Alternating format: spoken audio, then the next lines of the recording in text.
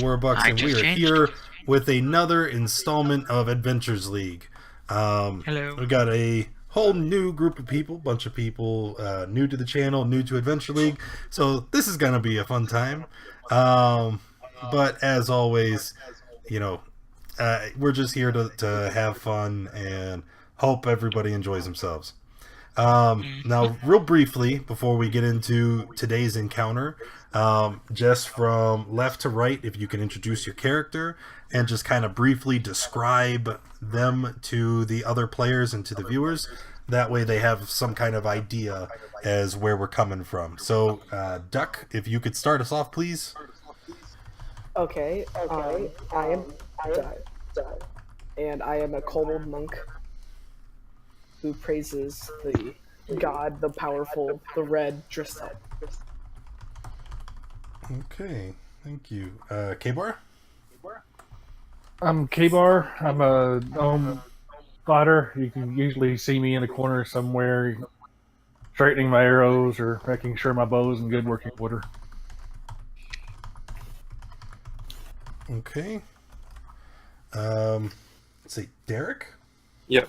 Okay. My name is Derek, and I am a up-and-coming wizard that grew up orphaned in the cities, and often you can find me just sitting around trying to learn spells. All right. Dranthul. My name is Dranthul, but everybody here would know me as Dan. I'm a bard of various sorts, and I do perform as needed. All right. Thank you for that. Tarvian? I am your average. Gosh, I hate the echo. I am your average human who. Oh my gosh! How do I get rid of this echo? Can someone go while I try for this? I'm not hearing any echo. Yeah, I can hear his echo. I can hear it too. I heard Maybe- myself talking. Maybe just try to turn down your volume so that it's not, so that your microphone isn't picking up your audio. I don't know what your setup looks like. It's just earbuds. Oh. Yeah, you Wait. sound great gone now. Oh, all right then. I am your average human.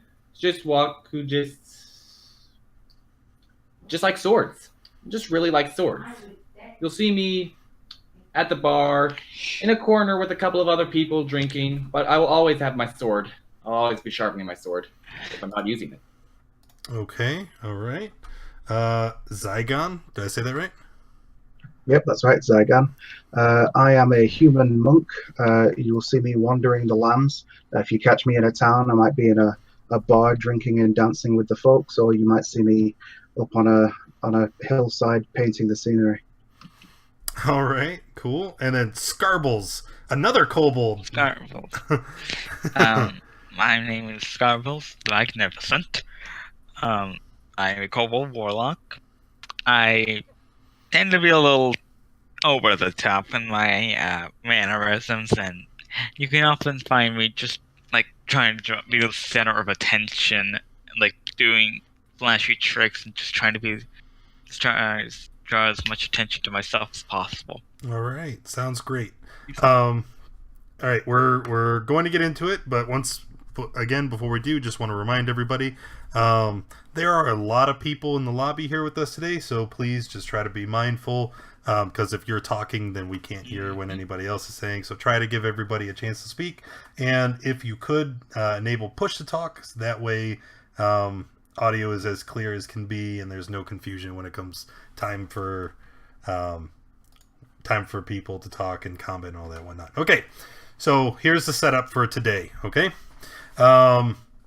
everybody has received a summons. Okay, either you were approached while having an ale at the local tavern, or you're approached in the street, and all you know is that someone named Valhingen has asked you to meet him at the graveyard with the prospects of there being some work. And so now all of you are standing around at the entrance to this graveyard, and You don't really know anybody, but there's kind of a professional level of respect involved because you're all mercenaries and adventurers for hire, and you're going to be comrades in arms very, very shortly. So the sun is out. It is midday. It shines brightly throughout the graveyard, and as you approach, there is a gray-robed man working in the dirt. He turns the dirt slowly with a small hand trowel, and there are several pots of flowers next to him. Without looking up, he speaks with an even voice, and he shouts out, and he says, "I am so very glad you answered my call for aid, travelers. If all is as I fear, time may be short. Come, let us talk quickly." I follow. As do I. I follow. Like, I want to wake up. Travis is definitely going to follow. Like, Okay. okay. He stands up and he starts sweeping dirt from his hands on his robes, and he holds out his hands to greet you, Zygon, and he says, "I am Doomguide Yovir, and I'd like again thank you for coming so quickly." Anytime. The reason I've called you all for help is yesterday a man from a small unnamed hamlet 2 days southwest of here was picked up outside the city. He was raving something fierce, a madman, talking about a Dracolich, obviously insane, and he was delivered to the Kelimvorites. His mind is gone, but some of the things he was saying were very troubling, and I think it might be worthy to investigate it. So, where is this man? He is at the Temple of Kelimvor. It's about a day's journey to the south. It's so very strange that someone would arrive talking about there being a Dracolich in the area when there's also been reports of undead fleets attacking the cities along the shore. It seems like too much of a coincidence to be anything but true. Right. So, you want us to talk to this man? Not quite so much. I think it's important so that we may investigate this, but I really would like you to get to the bottom of these attacks. Nobody is safe as long as these undead keep pillaging, and I would like to get to the bottom of it. Unfortunately, the Black Fist are otherwise occupied, and it seems like the Kelimvorites aren't going to take too much of notice of what's happening, which is why I've called upon all of you. What are the Black Hands? The Black Fist are an order of knights. They're stationed here in Flan, and they're only really concerned with the protection of Flan. They're not too they're not too keen on sending resources and men to the cities on the outskirts of the town. So that's why a lot of people are being hurt unnecessarily. It's just there's no military force willing to go and defend them all. So, where do you think we should start? Well, you said that there were undead attacking the shores. Which way is the shores? Well, this entire region here is is a coastal region. So there's been reports of this undead ghost ship attacking all along the shores. But the attacks are always very spread out and far and few in between, so it's hard to tell where they're coming from. It's just a lot of very strange things are happening. So, where should we start? I would suggest maybe gathering information. Speak to the madman at the Temple of Kelimvor, or maybe seek out Elaid Burrell from the Order of the Black Fist. Even though he hasn't deployed any men in the area, maybe he knows something. At the very least, if you guys are willing to spend some coin, you could always seek out a sage and see if maybe their mystical arts can assist you on your journey. I think we should go talk to the insane man first. Is that good with you guys? That does sound like a good place to start. Can we see? Yeah, let's go see the madman. Can we go? Can we see if we can get a couple of sympathizing black fists to help us in our journey? You said there were very few. You said no, you didn't say there were very few. Sorry. Mm-hmm. You said they wouldn't care. Isn't there some that might disagree?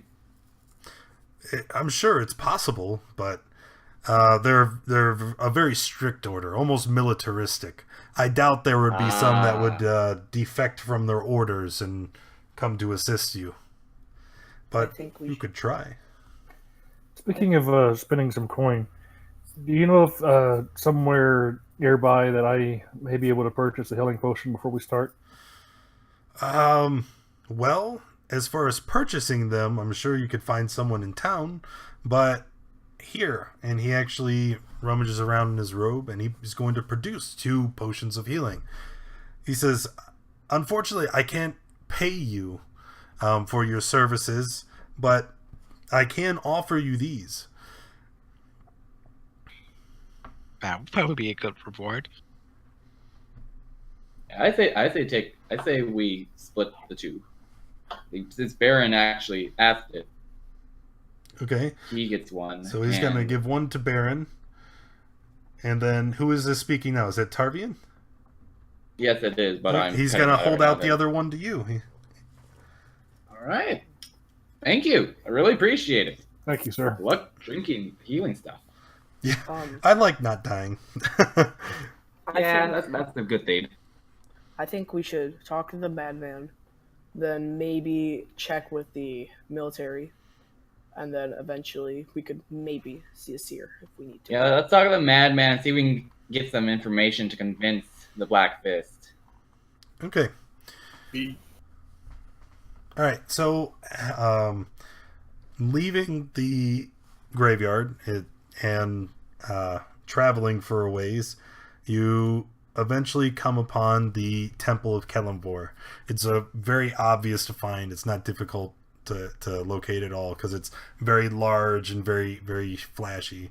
There's stone statues everywhere. It's obviously a temple.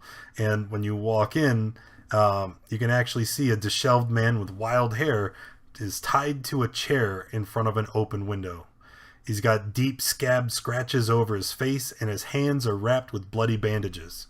His eyes dart around the room almost without seeing, and he's mumbling to himself. A young acolyte in gray robes is changing linens on a nearby bed, and you can see that there are restraints dangling from its sides. He's obviously distraught, and as you enter the room, he looks up and nods in your direction. He says, "You may call me Eldrin, gentle masters. If you have any questions, I have seen to the man's care for since last night." Question. Go on, Junior.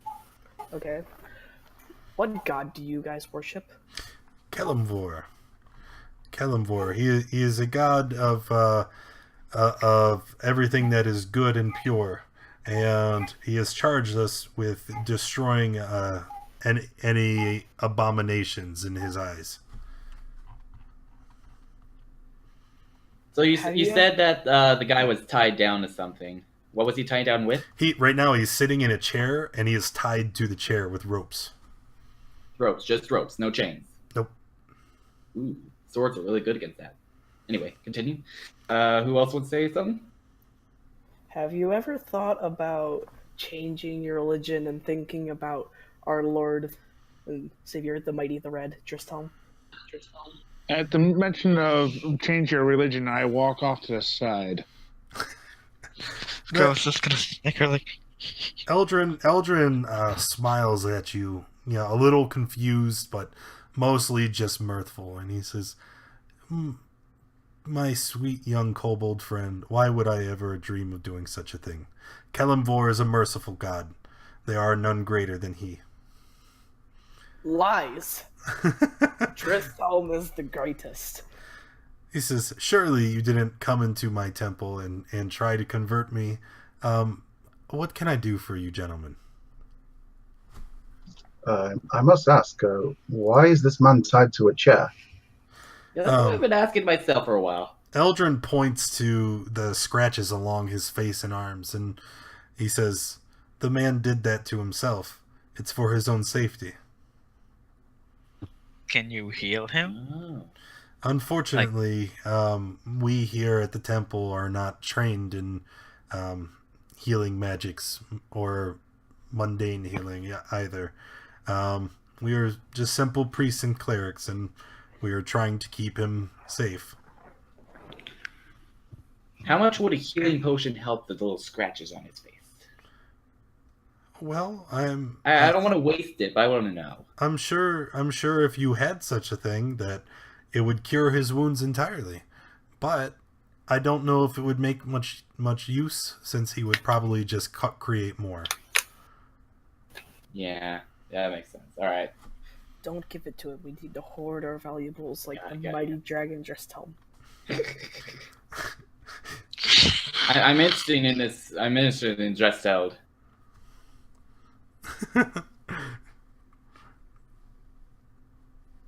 Okay. From listening to the conversation they're having, I'm gonna shake my head and just walk up to the man, but not within, like, not up to the man. You know what I mean? I'm gonna be like 10 feet away, Mm-hmm. and I'm gonna ask him, what's wrong? The eyes of the Dracolich. It sees me. It is coming. Yep. Ooh, Dracolich. Where is this? I have to ask. I'm farther away, so I have to scream across the room, apparently. He doesn't even seem to register your question. He just continues to stare out the window and struggle against his bonds, all the while muttering about the eyes, and after every statement, he follows it up with a short, "Yep." I'm gonna get out my triangle and use it once. What? Why are you doing that? Yep. You are ignoring me. Face me.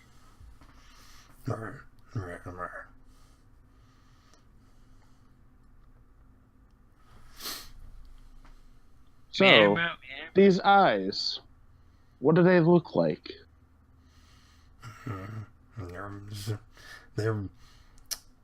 They're giant green eyes.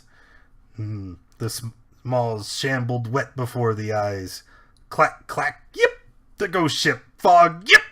Blood and flame, yep. Village no more. Yep. Now, is this things to come? Or, because we all know about the ghost ship already, but the village destroyed. Did we hear about that yet? Did we? No, you did not. Can I roll knowledge history? You can certainly try. I believe we know about a village that's been under attack, but not destroyed. Can I persuade this man in shambles to explain further? Yeah, you can try. Roll Ooh, okay. Searching your memory, see if you recall anything about a ship that's been attacked. You do remember hearing something about a town, just a couple days from Flan, called Aylston, that was attacked just a couple days ago. And from what you remember hearing about the attack on Aylston, the entire village was razed, burned to the ground, and no one, there were no survivors found. What direction and how far is this place? It's about 4 days to the northeast. Ooh, 4 days.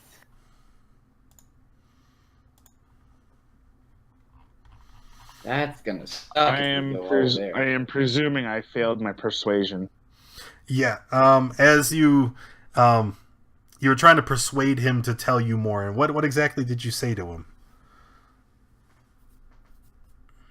I'm just gonna ask him forthwith if he'll tell me anything more. And as you ask him, he kind of looks at you and he starts to growl, and then he begins to devolve into just a gibbering, rambling sentence. The eyes, Dracolich, blood and fire, yip! And you see him begin to struggle against his the ropes that are binding him even more. It almost looks like he might break free. Can I? I'm gonna take my cook. Sorry, I'm gonna stop you right there. I'm gonna take my cooking pot and I'm just going to smack him on the head with it. I have that, right? I don't want to deal with a crazy man. I don't care if he's in ropes. Okay, so you crack him over the noggin with the pan, and he's clearly stunned, and he goes limp in the chair. You see Acolyte Eldon kind of react in shock and horror. He's like, "Oh no! Stop, please!" And he kind of ducks down and starts reinforcing his bond so that he doesn't get free. And he's like, "Please, please, no violence inside the temple." Can I roll insight to see why he's yipping? Why is he? Yeah, sure.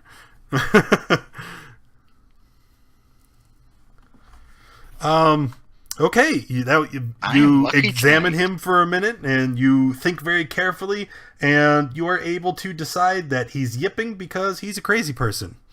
That's. I agree with this. I think I saved our lives by hitting him in the head with the cooking pot. I say we head over to that burnt village and see if we find any clues. I want to do one more thing before we leave. Can I see if there's any mental illness or like any illnesses that I know that have the same like symptoms or side effects? You just no roll necessary. He just seems like, like he's crazy. It's hard to. It doesn't seem like there's a disease or an illness that caused it.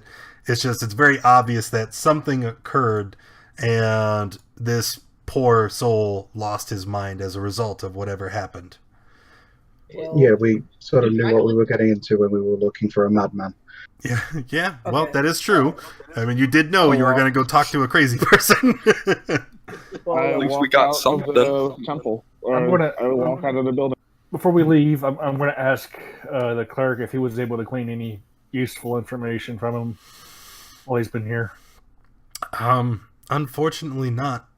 He simply arrived on the streets a day or so ago, and he was soaking wet, and he was bearing wounds that appeared to be at least a day old, and he's done nothing but talk about a Dracolich. Although it was kind of weird. Shortly after he arrived, a female Blackfist Knight came and attempted to interview the man. It went just about as well as your conversation did, but eventually, he started barking like a dog, and he tried to bite the knight before she gave up and left. Maybe try and give her a talk. Maybe. Do you know where she is? You remember probably over back where the Black Fists were. I have another question. Go ahead. With my limited knowledge of the creatures here, does a Dracolich have any powers that would affect the mind? Yes, it is quite possible. Dracoliches are very powerful, creatures, very well versed in magic and spellcraft, and it would be quite possible that a Dracolich would be able to break, bend, or confuse somebody. Is it possible that I probably should have knocked him on the head, because I could have asked him if he's actually seen the Dracolich, but I think he was just evolving into death. Mm-hmm. Sorry, madness. So, as I'm leaving, I'm just gonna kind of go over to yell to the acolytes if you praise, just tell him your life will get better. And then leave. Okay, guys. So as I'm leaving, on the way out, I apologize for my friend and donate 2 gold to their church. The acolyte kind of gives you a little bow and he says, "Thank you, kind sir. May Kalimvor be with you always." As I'm leaving, I'll be let your high cleric know that you were visited by Scarvel the Magnificent. Thank you, and have a good night. All right. So you guys begin to head towards the. Well, I was gonna ask. Do you guys want to head over to see the Black Knights? Because sorry, the Black Fist. Because I think they're probably going to be closer than a 4-day trip to a burnt village. Is it along the way? Yeah, we should probably do that. Is it along In the my way? service Yeah, the in Black town. Knights. They have Is a it along guard the way? post in town. Yeah. So yeah. Yeah, I agree then. We should go talk to them, see if we can get any information out of them. At very least, the female nut that he was talking about. Yeah. Just actually, yeah. I asked the acolyte. Do you know what the name of the female knight was? I do. She introduced herself as Aled Burrell. Hey, that was the person that the man told us to meet. Yes, that's right. So let's go find her. Okay. I'm as they're going to find this person, I go back to the inn instead. Okay. Dragging him along. Grab him by the back of the shirt. No, okay, I need a cookie pot. Got a bucket on the head, man. Don't leave us. Okay, so you're going back to the inn, and may I ask for what purpose? I'm going back to the inn to get a round of ale because I am not drunk enough for this. Okay. Yeah, Dracolich's guard. Yeah. Alrighty. I guess if he's gonna go get a drink, I'm gonna go drink anyway. Because if no, I'll be I guess there. we're not gonna leave him. Being a little hammy little kobold, I am. Trying Are to we perform. are we gonna all get smashed and then go to the guards? Yeah, I guess we'll get it. I'll be the sober one. Okay, I'm I'm gonna. suggesting that half of you go to the guards and the other half get smashed, and then you bring the information back to us, and then get smashed yourself. Oh, that That's can't a possibly go great wrong. idea. I like this guy. You're There's gonna definitely Is this- one way to go about it. Is this Scarbles who's trying to get us all drunk? No, I'm trying to stay sober. Don't get too drunk. I think Yeah, I'm gonna go get tavern drunk. brawl would be the fastest way in order to get some guards. Well, you're not wrong. You're not wrong. I have always wanted to go down in like an old-fashioned brawl. I think I could win. Okay. So, you guys all head to the tavern, which is called the Laughing Goblin, and it is a disgusting establishment. Like there is, particles of food that's been crushed and mashed into the floor. Everything is coated in a layer of filth, and the woman working behind the counter does not seem very thrilled to have patrons at this hour of the day. And as she eyeballs all of you, she just quickly growls, "What do you want?" Do you remember Is there a me? stage? Or any place where I can There is a stage, although there's a hole in it, and as you approach it, you wonder whether or not it's safe to climb. I'm gonna get a drink, and I'm just perform gonna some watch magic it. tricks. Okay. She serves you all your ale. Everybody starts to walk around throughout the bar, and as you do, you hear a stern-sounding female voice coming from the entrance to the tavern, and it shouts out, "I hear you're looking for me."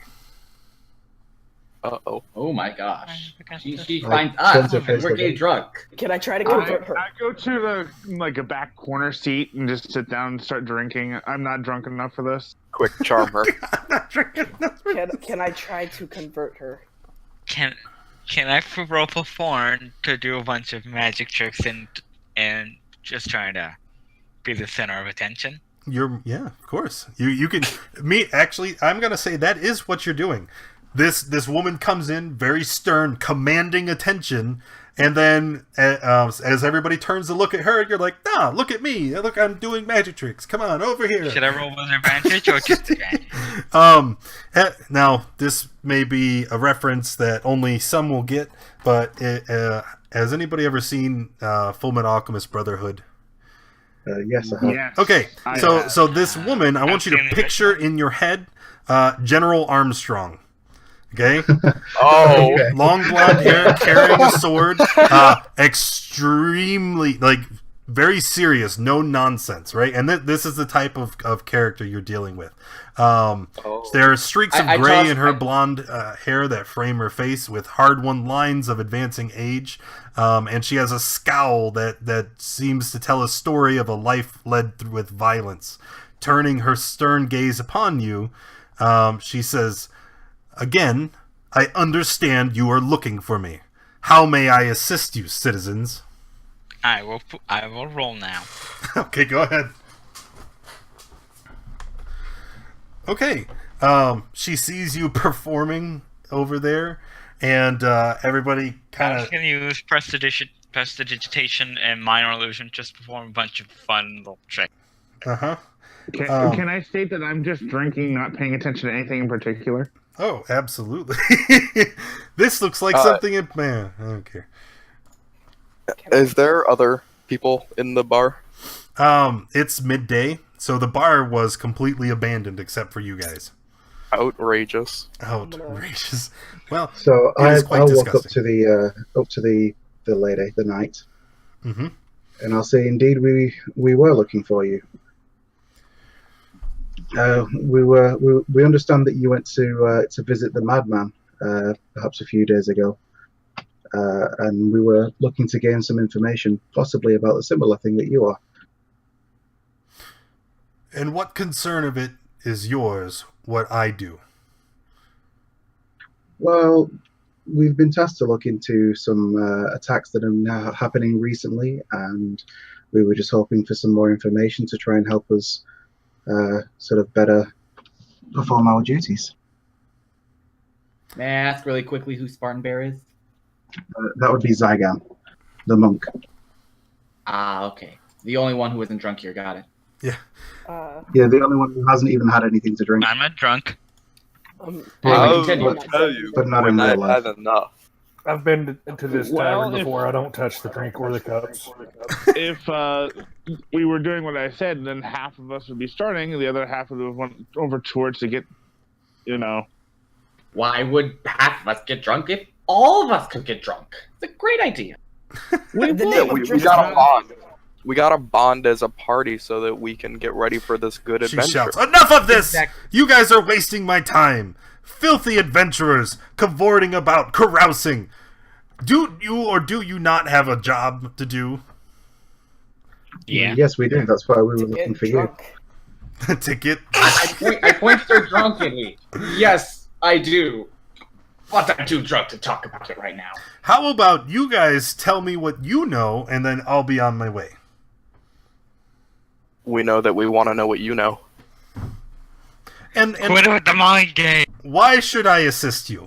You have yet to give me one reason. I hear We that you are just wanna seeking help. me, and then I come here to find you lazing about, drinking, before the sun has even reached mid-sky. This is ridiculous. Preposterous. Inconceivable. Well, You seem like you need a drink. if you're looking for a reason to assist us, it's because we're probably after the same thing: the protection of the citizens. I grow tired of this conversation. I will share with you what I know, just so I can rid myself of your presence and go about my responsibilities. And you see That's her all we reach ask. inside her coat pocket and pull out a little black book, and she begins to list off straight to the point. And she looks up at you and she says, "You better pay attention. I will not repeat myself." She says that she has been looking into the attacks as a favor to the Kalimvore clerics, because she respects them and their duty that they play toward the city. And she begins saying that the attacks began almost 14 days ago. And she, hellish rebuke. Are you just testing buttons, or did you... Okay, ignore that. Mid-conversation, she catches on fire! Oh, no! Oh my god, what's happening? Nothing. Roll for it. Okay. She begins to list off. If that was me, then I was just trying to scroll through my stuff and I accidentally clicked. Sorry. I just imagine he's drunk. He's like, "What do you want?" With the finger, and just like. So she begins to list off. She says, 14 days ago, the Ayleston Brewery was attacked. Then 10 days ago, a collection of farmhouses along the coast were ransacked. A survivor ran to Flan, and this is when we were first notified of the instances. 6 days ago, Vig's dock was attacked. His boat was looted, but everything was left behind. And then 2 days ago, another village along the coast was completely razed, and I believe that it's this village where the madman, currently known as Yip, originated from. And then she snaps her book closed, and she looks at the party. I'm gonna be standing on a table so I can be like eye level with her. I'm gonna be like, "Man, that's a creative name, isn't it? I wonder how you got it." Okay, as she sort of finishes and closes the book, I say, "Thank you very much for your help. I wish you a good day." Are You will these go attacks, look for that when are we're these done. attacks going closer or further away from this village? When you ask her, when you say that out loud, she looks to you and she says, "You're very insightful. Yes, that's the true reason I'm looking into it. It seems that these whatever is attacking along the coast is coming closer to Flan, and could very likely become a problem that my Black Knights will have to deal with. I would very much like to know what it is we're dealing with. I investigated the last site personally, but only interviewed travelers in Flan that passed through the first and second and third locations. In all cases, they appeared to be ransacked and burned. Not much appears to have been taken, if anything, in some of the locations, but it's impossible to tell for certain due to the fire and the lack of survivors. I did find several old bones that I took to a local healer.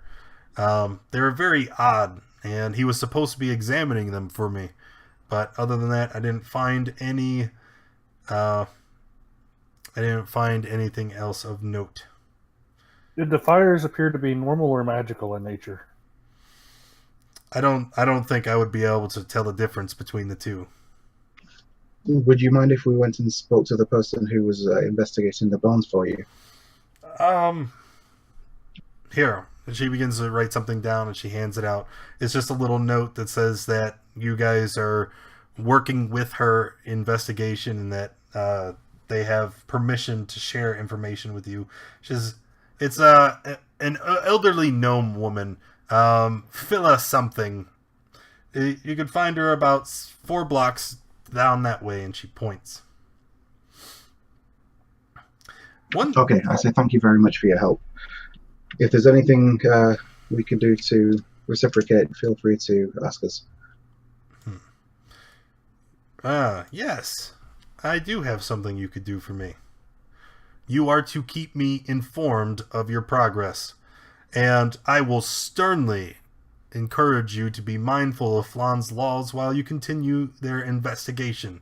And as she says this, she kind of handles the hilt of her sword, and she glares at all of you. Okay, as she does, I kind of look up at her smiling and say, "We'll do that." Okay. As she leaves, I tell her that the only other lead that we have is some sage that we were asked to interview. Rubbish. Sages, fortune tellers. I don't know if I truly believe that anyone with magic powerful enough to glean information would be selling it for free, or selling it away so cheaply. All a bunch of rubbish. You just ask us to keep you informed, and that's the only other lead I can think of. Calling us poor. Yeah. Aw. Womp womp. I suggest those of us that are sober enough, and I look around at my associates, leave, go talk to this elder gnome. I swear to drunk, I'm not God. I will remember that. What are you talking about? I do best when I'm drunk. I stand up, clearly drunkenly, and say, I'm not drunk at all. Let's go and find this gnome thing. Can I roll persuasion for me not being drunk while clearly being drunk? I consider disadvantage. That would definitely be at a disadvantage. Yeah, sure. Aw. No, it is very obvious that you're drunk. You're slurring over your words. As you go to stand up, you kind of stumble a bit. I'm gonna convince that I'm not drunk while almost falling off table. Oh. I don't try to hide the fact that I'm not drunk, and I just go out the door. This is the best group ever. I love you guys. Thank you. All right. So after my third glass, I'm clearly tipsy, just walking out. Yeah, I'm gonna. The I'm only gonna people head who out are as not well. drunk are actually walking. I'm just gonna like try to hold on to like someone's leg and just kind of be dragged behind. Don't touch that! No. Oh, Since boy. we are dealing Definitely with fun. one of my kind, I'd try and be ahead of the party so I can at least give her a warning. Okay. Okay, I'm gonna walk up with him and try and sort of catch up to the front and best foot forward and all that. When we see the guards, I'm gonna do my illusion prestidigitation to make my name in big glowing blue letters with a big ta-da! And then an introduction. Inconspicuous. Yeah. They won't even see us coming.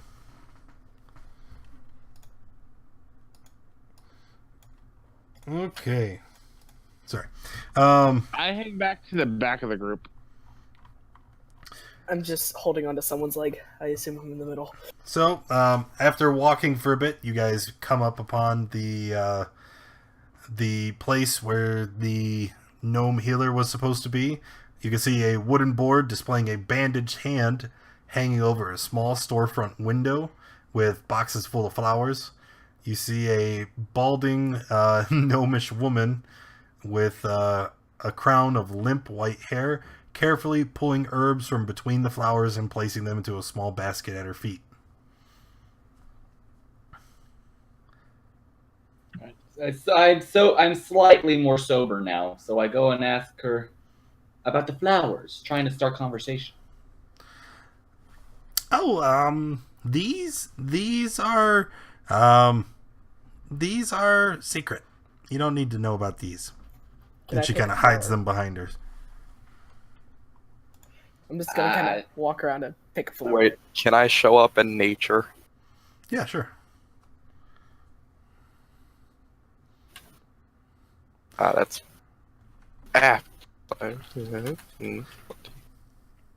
Okay. I have terrible rolls. Apparently. You can see like she's taken all these flowers and looking around the shop, you can see like a mortar and pestle. You can see a couple vials filled with liquids, bandages, and she instantly becomes very suspicious and says, What do you want? Why are you I here?" want the vials. Can I try to take a flower without noticing, like sleight of hand? As she turns to us and says, what do you want? I say, please, are you Phila? Phila. It's my name, sir, is Philistrom Wondercondoodle, and I would appreciate it if you got it Doodle. correct. I apologize. Phila was the only name I was given. You see, we're working with Ali Burrell of the Black Fist. Hey! You put that back! I think he got caught. Whoever was stealing the flowers. Definitely got caught. Those are expensive. Each of those is 10 gold apiece. I just kind of like. Do they smell put it good? in my- Can I smell the flower? Sure. I smell the flower. You smell the flower and roll for flower smelling. It smells actually kind of terrible. A little bit like vinegar. Roll Oh, Constitution saving throw. No. Were you drunk? Poison. Were you drunk? Yes, he was. That would be a Constitution Wait. roll. wait. In the midst of him stealing it and getting caught, can I try to steal one? I mean, yeah. Let's not just steal the poor lady's flower. I just want a flower to put in my hair. Okay, I got a little drunk. Y'all got too drunk. Flowers, dog. Even. Who wants gold when we can have flowers? Oh my. Take out my triangle, just hit it once, go, guys, what are we actually here for? I forgot. I forgot. So Oh. I hand over the note that Aled gave us. Ah, okay, all right. Will you also be paying the consulting fee? There's a fee? Yes, it's there is a 5 silver piece consulting fee. Mm, I tell her that we are. Wait. Very Can I- well, yes, can I'll I hand use over my 5 silver. rustic hospitality to get her to be a little bit more kind to us? Sure. What would you like to say to her? For one thing, I'm also a gnome, so I apologize for these eccentric humans and other creatures that I'm with. And I, As he says, eccentric humans, I turn and look at him with a questioning eyebrow. I do also too. look at him questioningly, kind of tilting my head.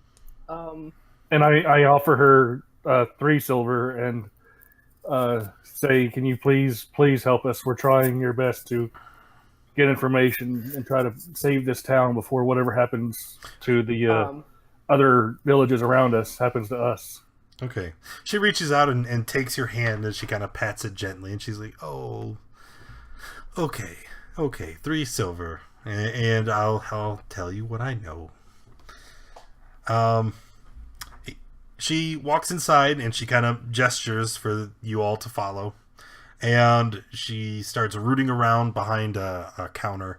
And you can see there's a box back there, and she keeps pulling out like one thing and then setting it down, and she's obviously looking for something. And then after a couple minutes of rooting around, she pulls out a small vial, only about 2 inches tall, and inside of it you can see 2 little bones. Right? She says that after examining them, she's determined that these are phalanges from an adult human. They're quite old, and she points out that they're stained from where the muscle and skin has rotted on them. So wherever these bones were from, the person's been dead for quite some time. And she points out that the bones did not radiate any kind of magic, and she points again to the tops of the bones where they would sit into a joint, and she holds it up real close to your face, and she's like, "Look, do you see that there? There's some kind of residue, but I can't quite determine what it is." What color is the residue, and what type of residue is this? Well, as for color, it looks like kind of a brownish. But as far as what type, she simply says, "I don't know. I don't want to touch it." Can I like poke at it and try to identify it? Yes. Let's call it a nature check. I think that will be medicine. Might be Arcana. I don't know. I wouldn't mind Should I roll rolling a medicine? nature check as It's well. a nature check, and actually, Duck, that is sufficient. You're able to tell that the substance on the top of the bone is Zygon fails horribly. The substance on top of the bone This is a is bone. sap. It looks like tree sap, and you can actually see ever so minutely in the top of the sap. There's some kind of particles there. You can't tell what they're from, but it almost looks like the sap was holding something in place. So I'm gonna call whatever her face was, and can't remember her name. And I'll be like, "Hey, sap, and there's something right there. With a high enough nature, could we know what the stuff is? No. Like, it's just a couple fibers there. It's so minute. Oh. We can't tell what kind of sap it is. It's tree sap? Oh, yeah, tree What sap. kind of tree? What kind of tree? Is it a nice birch? Do we have Ed? Sure, have to fight it's a Ed. birch tree. Huh. Oh, okay. It's not I asked relevant her- enough to be in the source material. I ask her, in her experience with dealing with bones, if she knows whether or not that once you kill a skeleton or a zombie, if whatever magic that animated them disappears.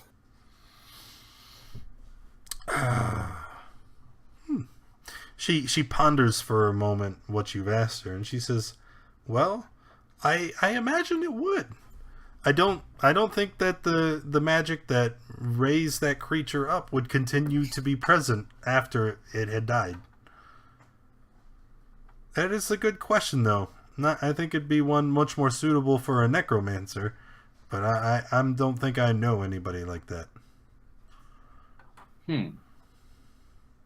Well, knowing that there have Only I been was there. a number of undead attacks, it stands to reason that perhaps zombies are used as maybe foot soldiers to stage the attack until something was burnt down. So we're saying that zombie and skeleton bones do not disappear, or do disappear when destroyed. Well, they don't disappear, but the The magic magic does. the magic that animates them disappears. So we're saying this is possibly necromancy. Could well be. I just turned to the woman that we were talking to, and they asked her, "Are you a necromancer?" She just looks at you blankly, and she's like, "I just said that. Were you listening? I don't even know. Like, what is your deal, man?" Can we Because I worship can we your roll st- some? Can we roll some to see if we know if she's lying or not? That would be That insight. would be insight. That would be what? Insight. Hey, she's telling the truth. Hey! Say that again? You tell She's them telling the to- truth. She's not a necromancer. Oh, I gotta say that. Can I punch him to Oh, Scarbles has no idea if she's telling the truth or not. That's a 1 in 400. I don't Actually, even know to get anymore. 1 in 400. chance Actually, to get a Scarbles, double I'm pretty critical sure you're hit. convinced that she's telling a lie. I don't know what's real anymore. maybe he's lying to himself. I don't even know if she's a she anymore. I'm pretty sure this Goliath is lying to us. And She's a Goliath? What? That was a double failure. Perception is way off now. It's probably because there's like a patch of light coming through the window. It's in his eyes. That's why.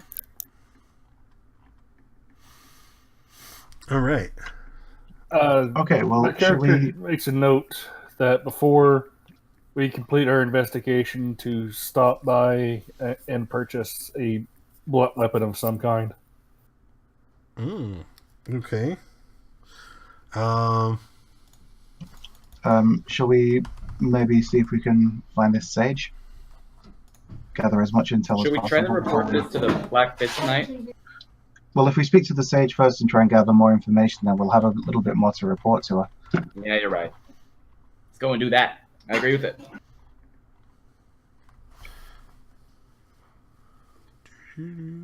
How about everybody else? Everybody else go with that? Sure. Okay. So you guys are Sure. heading to the sage. Yes, indeed. All right. Walking down the road, eventually you come across a shop, and in big letters in common across the marquee it says "Sage Advice." And walking into the shop, it's very dark for one. There's curtains drawn I over have the dark windows. vision.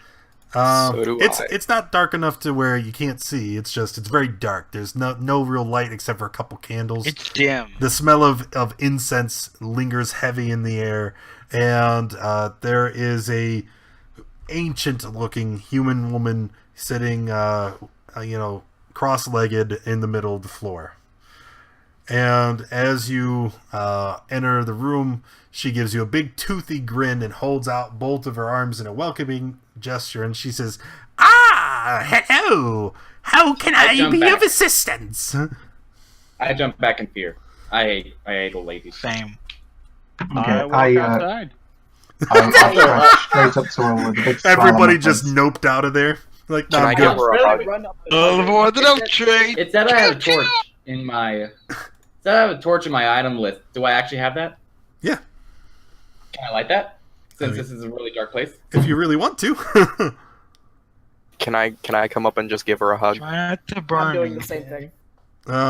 Okay, so we have I one may or person may lighting a not burn the torch stage. and 2 people moving in to hug her. As you light your torch, she just kind of looks And at you one person- and she says, "Do you really feel that would be necessary?" And she waves her hand, Yes. and as she does, she extinguishes your torch. Gosh, Nate, I wasted a torch. Oh, that's rude. Well, I cast thaumaturgic Thaumaturgy. Thaumaturgy. to make all of her torches green. Ooh. Ooh, She grins even wider. She's like, "I quite like green. Are we done playing games, or maybe you just came to tell Granny hello?" Oh, can I light incense in here? I think you need it. There's already incense. It's quite heavy. Those with weaker constitutions, it's almost stifling. I can't breathe. It's too. That's why I'm out. Why do you think I walked outside? Guys, my asthma. I can't. Same. My asthma. There's nothing that goes along well with being completely hammered and odd, strong, aerobic pills. Like walking by a Bath and Body Works. Right? Bed Bath Beyond. I'm used to the incense. We have it all over the temple. I continue on what I have been doing all along and apologize again for my friends. And ask this, tell this lady that we're seeking information about what could be trouble heading towards this village. I see. Well, you come to the right place. Granny knows all. She says, and she removes a silk blanket that was sitting in front of her, and it reveals a crystal ball. And she says, "If you would like Granny to divine your fate, it would cost you 2 silver pieces." I asked if I can leave it down to 1 silver piece. 2 no. silver pieces. Oh, no, I will just hand over 2 silver pieces. I was gonna say And something. she, as you hold out the coins, she doesn't actually reach and take them. She just again kind of waves her hand and they disappear. And then she grins even more and says, "Thank you, kind sirs." And then she starts to wave her hands over the crystal ball, and she's going, "Oh, mumbo jumbo, oh, dumbo." And after a couple minutes, her eyes open wide, and she says, "The attacks. When have the attacks occurred?" Oh, was it 14 days ago? They There was one. started 14 started- days ago, and then 10 days 14 ago, and then 6 days ago. And Yes. then 2 days ago. Correct, sir. You are correct. And if I consult this chart in the air above her, you can almost see an illusion of appear above you. And in this illusion, check mine out. I was trying to get a spice pack to move off, then go back outside. Okay. In this illusion, you can see a chart with the different phases of the moon. And she points to different sections. She says, 14 days ago, 10 days ago, 6 days ago. And the pattern is becoming very clear that these attacks along the coast are coinciding with changes in the lunar cycle. And she then looks down at her feet, and she starts ruffling around in a stack of scrolls and papers next to her. And she's like, if this pattern is true, I can tell you where they will strike next. Really? That would be helpful. I can indeed. I can indeed. Granny knows all. And then she marks a location on your map. There is no city, no town marked at that location, but she says, I can guarantee they will appear here next. For a minute, I thought it was going to be like extra for her to tell us. It looks like Remember those words, guarantee. It looks like it's getting Guarantee. closer and closer to this village. After that attack, can you tell us, is this village after that? No, this village is between Flan and the last known attack.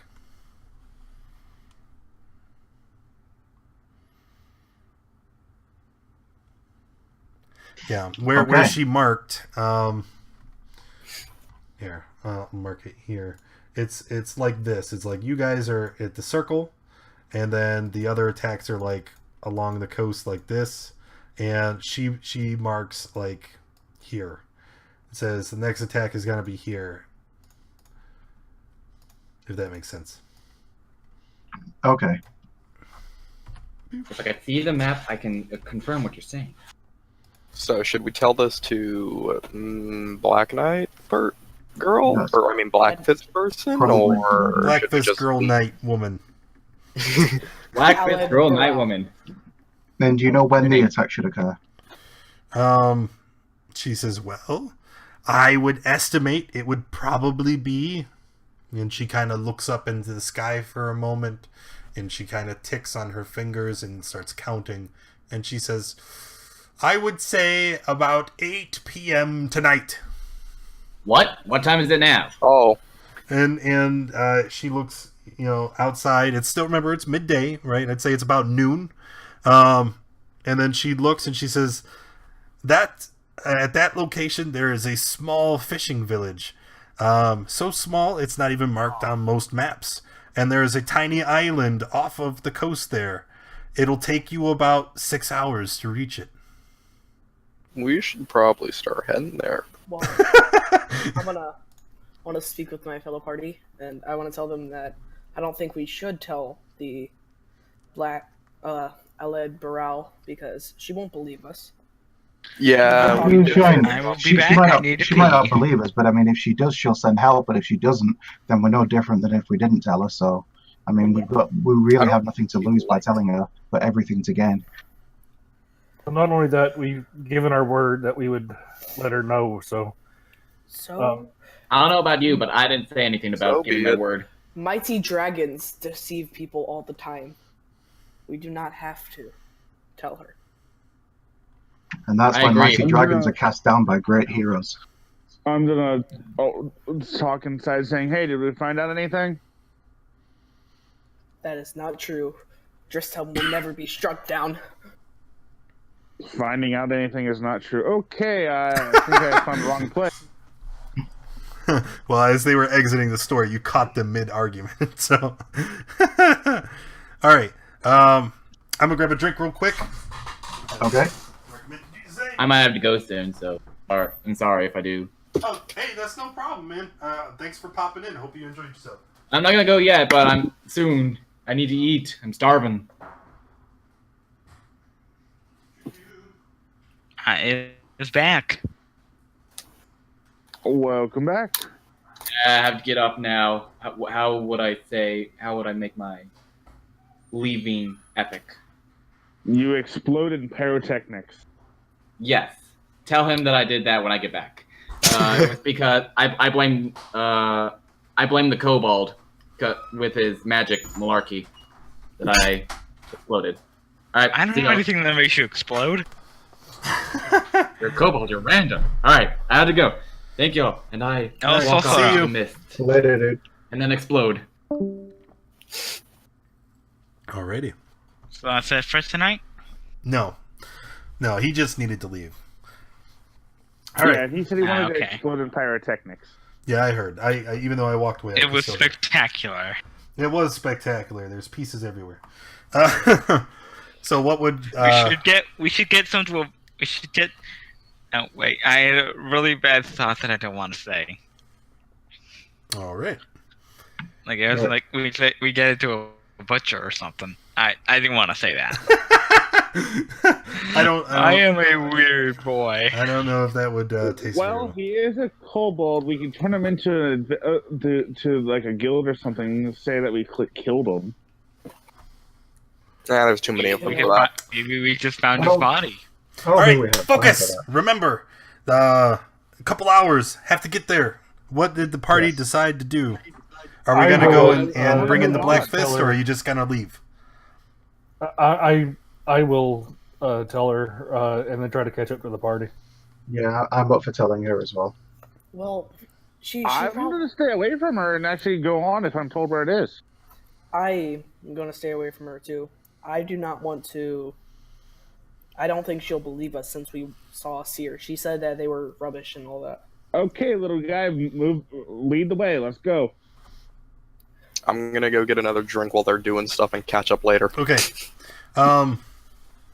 You can. I'm just gonna kind of sum up for pacing's sake. You two that said you were gonna stop off and tell her, as Duck predicted, she doesn't believe the information that you have. She thinks that the seer has pulled the wool over your eyes, and she outright tells you that she believes you're gonna travel all the way out to this village and you're gonna find nothing. After being berated, you guys eventually leave and head down the road and are actually able to catch up with the rest of the group. Okay. So the party is going to adventure out. It takes, like I said, about 6 hours to travel to the site where you believe the next attack will take place. The Iron Route, which is the main road along the north side of Moonsea, it runs all the way from Zental Keep to Flan and beyond. Travel along it is swift and generally safe, at least as far as can be expected when you're in such a violent and unpredictable region. The sun is high above, gathering storm clouds. You find yourself out of Flan and well on your way. And eventually you come across a wagon pulled to the side of the road with a broken axle. A young human boy tends the campfire while a man in merchant clothing digs in the back of the wagon. So I'm gonna approach and ask what's wrong. He looks up and he extends a big smile. He says, "Oh, hello, friend. How are you?" Good. What is it that are you stuck here? Unfortunately, yes. We seem to have busted an axle and we're kind of stuck at the moment.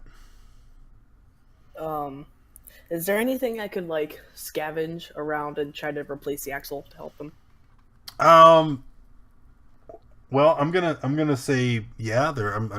This is a highly wooded area. There's sticks and things, but you don't really need to scavenge anything. I mean, the axle it's a big piece of wood and it's just snapped. So if you could just reinforce it with something. I got this. I'll replace it with my quarterstaff. No, don't do that. That's a terrible idea. You need your quarterstaff. But does he? Though? Okay, I really don't. Yeah, but still, it's there. I'm gonna find a stick that looks appropriate and see if I could replace the axle. Can I talk to him and ask if he's actually a merchant? He says, yes, of course. My name is Gilfran, and my wagon here has all my goods. We trade all along the Moonsea region, and I carry back orders for particularly large shipments along the Iron Road. Once I can get this axle fixed and be on my way, I'd be happy to trade if you need it. Actually, I'm just gonna take some rope and tie the broken pieces together with tie another stick to the broken pieces so it'll kind of support it. And I'm gonna tell him that should be good until he gets to the next town and replace it. All right. It's very heavy, right? The pieces of the axles are supporting the weight of the cart, right? So if you're gonna try and lift them up together and secure them, I'm gonna need a strength check from you. Athletics, if you're... I will assist him to give him advantage. Okay, all right, that'll work. So 16, and that is success. The two of you working together are able to lift the pieces up. You secure them with your rope, and you're able to fix the axle. And you see Gilfron is just overjoyed. He's like, "Oh, thank you! How can I ever show you my greatness? My gratitude." Two things. First of all, gold is always appreciated. Second of all, Definitely. pray to Driscoll. Pray to Bahamut. Discount. We say praise, but I go. He's like, "Well, I'm not much of the religious folk, and You should unfortunately, all the gold and goods I carry don't actually belong to me. They belong to the other merchants that I'm carting them for. So, although I can't just give them to you, I could sell them to you at discount." But I say, do you have anything like this? And I hold out a dart. A dart? Yes. He says, "Oh yes, of course I do." I'd like to purchase some of those then, please. How many do you have? He opens up a case and he's got like 50 of them, more than you could ever possibly carry. Okay. How about some ale? Ale? And he starts looking around for a container, and he's like, I've got a whole barrel of it, but I'm afraid I don't have anything to put it in." What about performance books or instruments? you're gonna dump ale into your instrument. I'm gonna buy 20 more darts. I'm going to hold up my triangle and I say I can't put ale in this. Do you have any instruments? Do I have any instruments? He's like, "Yeah, I have this," and he holds up a lute. Hey, I can play Just that. fine. Do you have anything magical in nature? No, I'm sorry. We wouldn't carry anything so fancy as that. How much for the loot? I don't know. I'm trying to find it in the PHP. Could I try to persuade him to give me a little bit of gold and say it's for the cause of Drisselm? That will fail. A loot Is he a former? is... Does What he about serve intimidation? Oh, yeah, I've found them here. No, Good it'll to fail. know. It doesn't matter. Ah. Okay, so you fixed the axle. He's offered to trade with you. So if you, for those of you that are new to 35 GP, you found it. Thank you. For those of you that are new to Adventure League, trading isn't terribly important because in between games you're allowed to just, subtract the gold and add anything to your sheet as long as you put it into your log. So if there's anything that you do need, you could always just purchase it later. Okay. So Gilfron starts packing up his stuff, and he's like, by the way, as you guys are traveling, you might want to be careful. Seen a lot of raided villages all along the coast here recently, and just 2 days ago I saw the ruins that were still smoldering.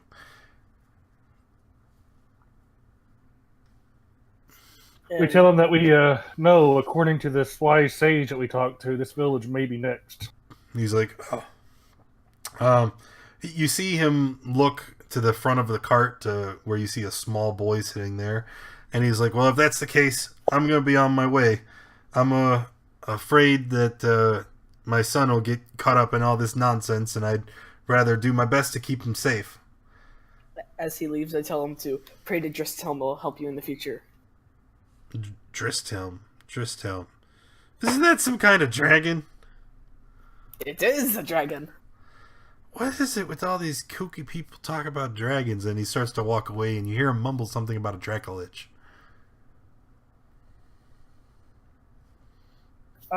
Whenever he says that, I try to catch up to him and say, "What about a Dracolich?"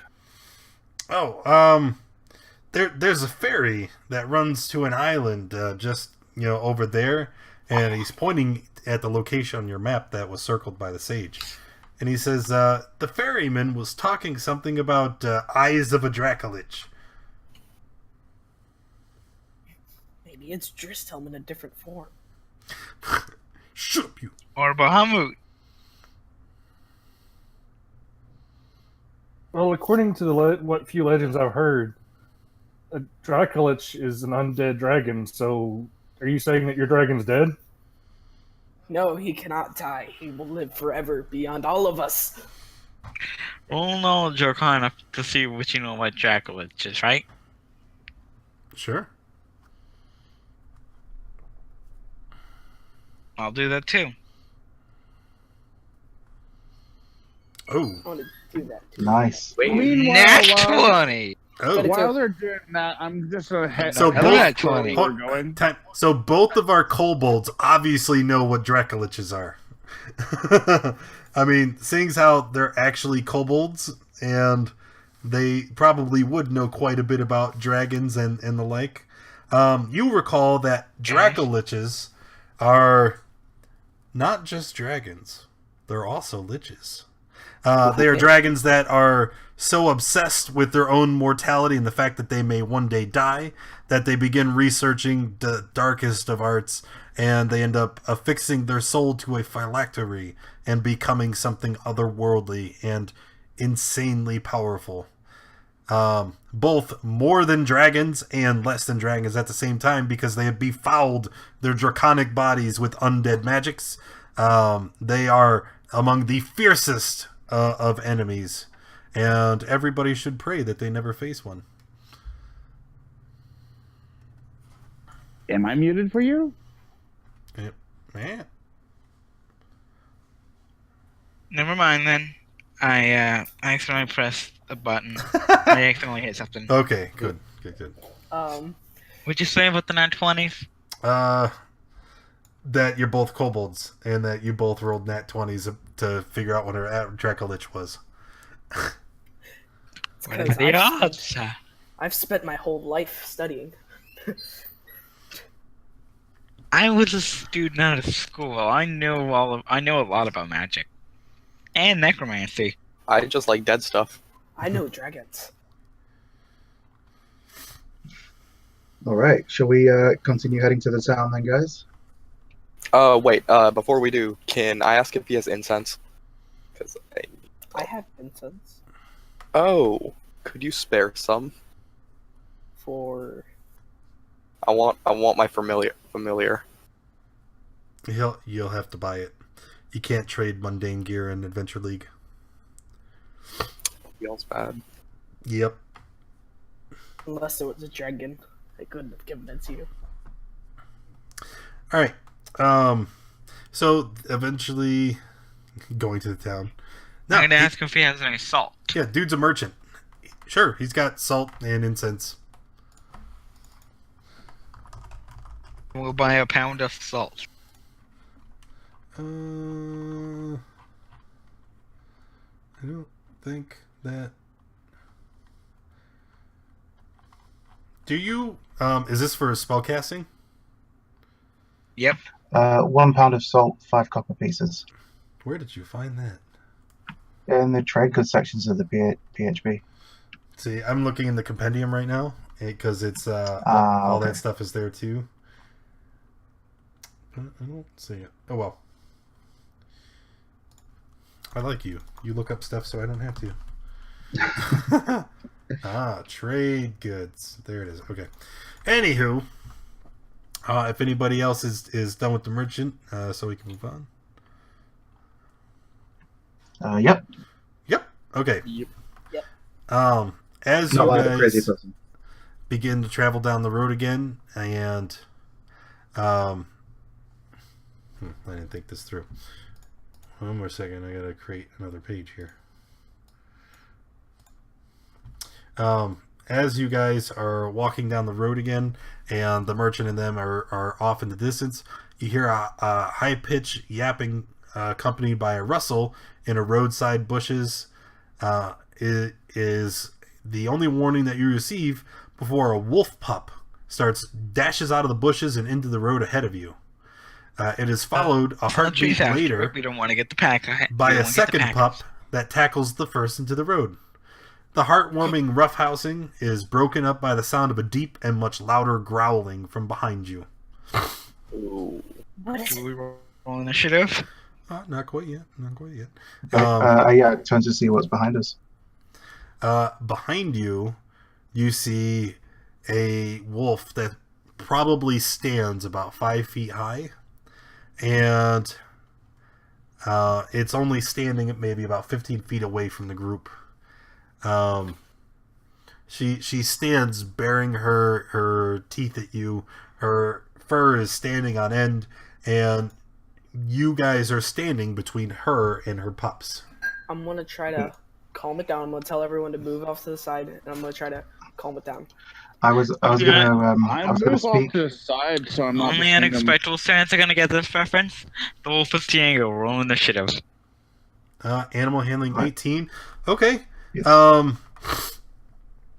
So, Duck, paint me a picture. What does that look like? She's growling at you. She's obviously very angry because you're in the way of her, between her and her pups, and you're gonna try and calm her down. So, how do you do that?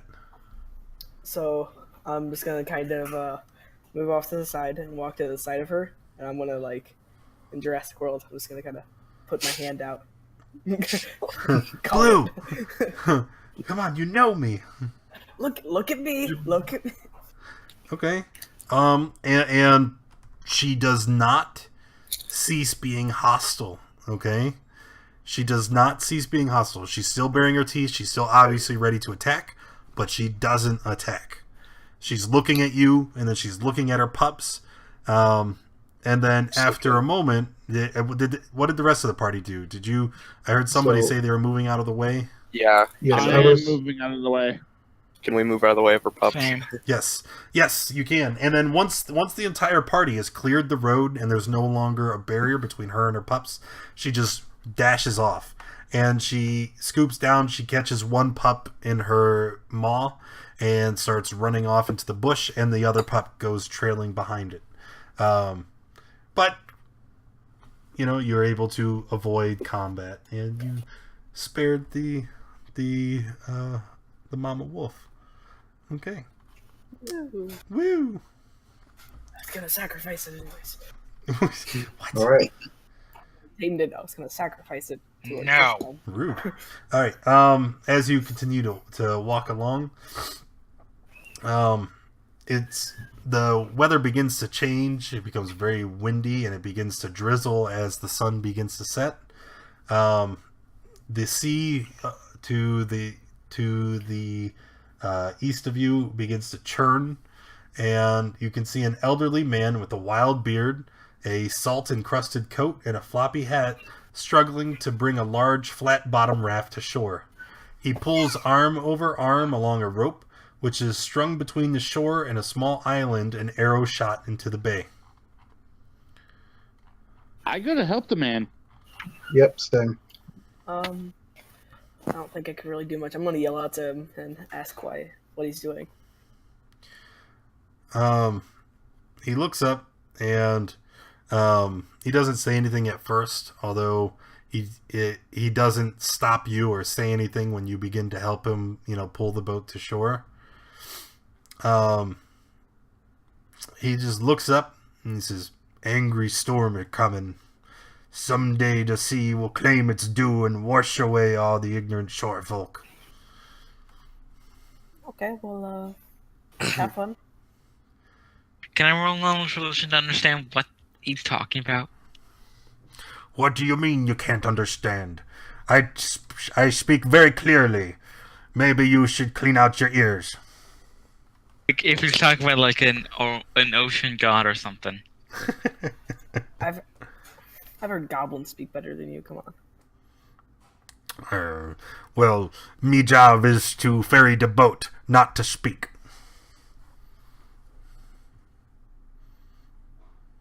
Have a All right, good day. yeah. I say to him as I move on.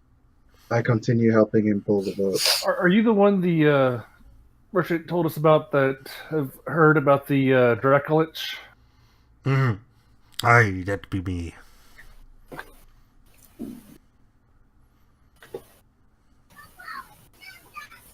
can you tell us what you know? I don't know nothing. All I know is there's a madman who asked to go to the island a few days back. And when he came back, all he did was muddle on about the eyes of the Dracolich and other such nonsense. Was he yipping? Aye, he did yip. It was the most annoying goddamn thing I've ever heard.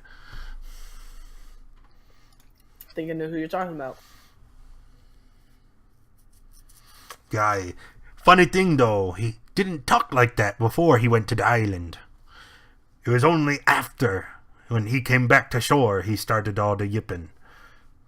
Can you take us to this island? I just pulled me boat out the water, now you want me to put it back in?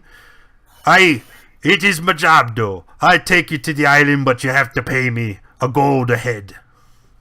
If you ever talk to Adelaire Bull something. What a who? Black Hand. Alaid Baral, the knight in charge of the Black Fists.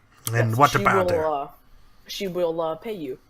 We are working for I her don't and give she a will shit pay about the her. expenses. If you want to go to the island, then you need to pay me. Worth a try.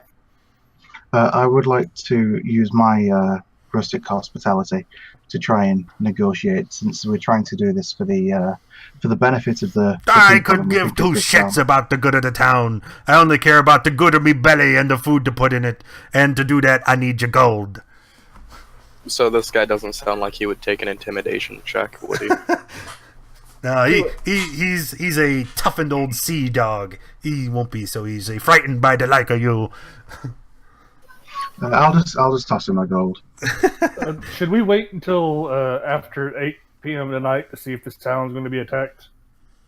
No. Well, if we have time, we should maybe get there and find out what's going on before, and we can always Yeah, get back. probably. I'd rather find out the town and then go. I mean, we'd only have like a 2-hour window, and we're kind of eating it in. Yeah, we should probably A lot, head to helping the that, town and come back. merchant out. We'll tell this guy to make sure to stay here. All right.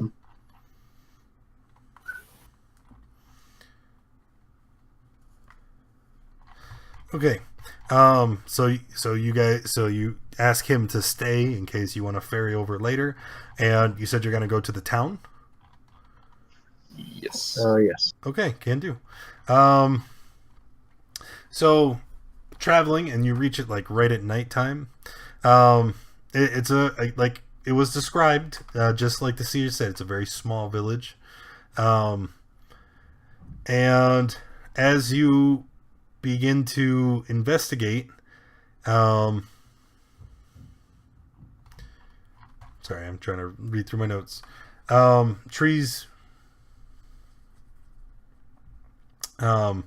You see there's only one person who comes up to you, and it's a, very portly looking man, and he says, what are you doing here? It's a town in good shape, or To call it a town would be an over exaggeration. There's a couple small huts here, but this is literally the only person around. is it like burning to the It's ground? like a village.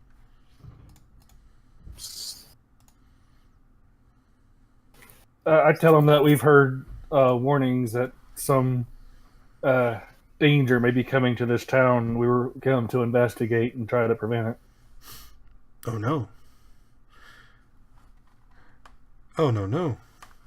You see, here, this shack, this is just where some of the villagers come to fish and maybe hunt in the woods. The main body of the village is located off in the island. We have to get back and warn them. No, do not worry. It is only a rumor. Either way, if this is not the village that we're supposed to be guarding, I guess I was wrong. I guess we should be heading over to the village as quickly as possible. Cold was right. Time 2. Okay. So, Moving on. yeah, moving on. Yep. Captain boat. You guys all fork over to the money to the ferryman, and he kind of gives you a smug little smile. He's like, I knew you'd be back. And the party and the man that you just met begin the trek across the water to the small island. As you get there, you can see right there on the shore of the island there's a village. Trees block the view of most of the village from the landing, so your first sight of it comes as you climb the wooded hill. It is a little underwhelming. It's a little more than a collection of hovels. There's a large barn and a large central area with a fire pit, and there's dirty faces and wide eyes staring at you as you exit the rain-soaked tree line before turning away. A grinning girl with wild, dirty hair and a pockmarked face runs up to you with obvious excitement. Who might you be, outsides? I am Scarvos, the Magnificent, and do the kind of interesting thing I did before. With the prestidigitation and minor illusion. Minor illusion. Yeah. She begins to clap excitedly. She's like, "Oh, you're so amazing! Oh, that's wonderful!" And she grabs you, Scarbles, and starts taking you off towards the other children so you can do more tricks. I Can I just tell her performance for that? Sure. Yeah. I try to convert the children. Can you... 13. Okay. While the kobolds are amusing the children, what would the rest of the party like to do? I'd like to go to the village elders and. Yeah, I'm gonna look for an adult. I need an adult. I'm going to go find the tallest tree, climb it, and look around. Okay. One thing at a time. Who's looking for an adult in the village? That would be me. I don't know who me is. Oh, sorry, Zygon. Zygon. Okay. So, Zygon, as you walk towards the main collection of people, initially, none of them seem too interested in speaking with you. They're all eyeing you very warily. Eventually... As they do, I've got a big smile on my face. I'm waving them as I go by. Yeah. Just super, as friendly as they can. And they might be eyeing me warily, and I just don't care. Okay. Again, still nobody really speaks with you. And then eventually a woman steps forward. She is an older woman, not elderly, but I'd probably say late 40s. And as she walks up, she says, "Why have you come here?" Well, there have been a string of attacks along the coast, and we have information that leads us to believe that somewhere around here might be next. So we thought we'd come and see what we could do to prevent it.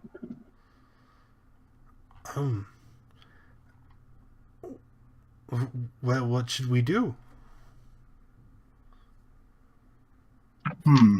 Not entirely sure. I mean, the best thing to do would probably be to stay inside, avoid, avoid open windows and doors and things like that. Just as a precaution, really. I mean, we don't know exactly what's going on, but we're hoping to find out. Okay. You said this was a small village. Yes. Yeah. What building here would be like the one that would probably be the easiest to defend? Most of the buildings, we'll say that there are. Pervian, thanks for the follow, buddy. Most of the buildings are just small, like mud huts. They're all about the same size. And if you pack people in together, you could probably fit about a dozen people into each hut. But none of them have a particular strategic advantage compared to any of the others. They're all same construction, same size. There's no... they're not seated at the base of like a hill or anything that would, make them easier to defend. I'll ask you if there's anybody in the town that's a fighting age. Of fighting age?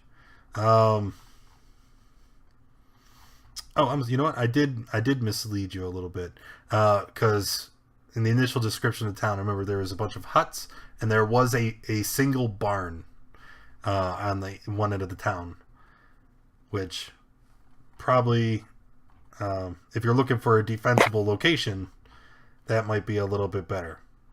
All right, and then as far as people among fighting age, there are a large amount of them that seem to be young, healthy, strong enough.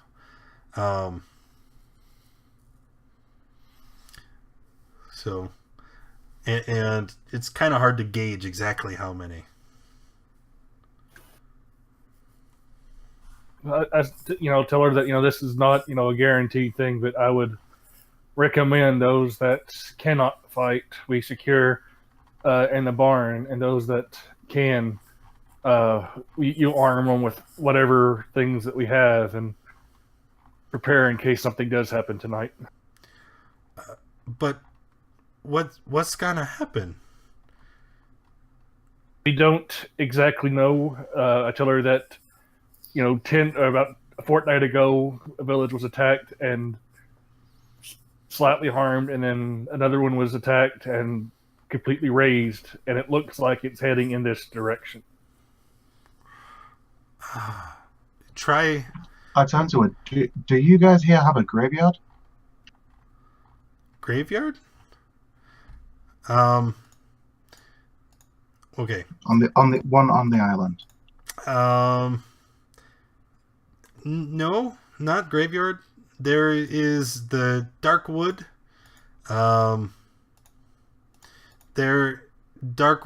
And these people, like, their common is very fragmented and broken. So when they're talking, it's almost like it's very difficult. She says that on the island are homes, a landing where boat come. There is Darkwood where we no go cause monster, and there's barn, and that's where we goats. What monster? Many monster in dark woods. Very scary. Can I try to? Actually, never mind. Did I get to see anything Yes. interesting from? Sorry, I was climbing the tree and looking around. You can see big wooded area, but you can't really see anything within it because the woods are very dense and the weather is bad. Right. You looking around, you see the mud hovels, the barn, landing where you guys came in. But looking out over the water, you don't see any ships out on the horizon.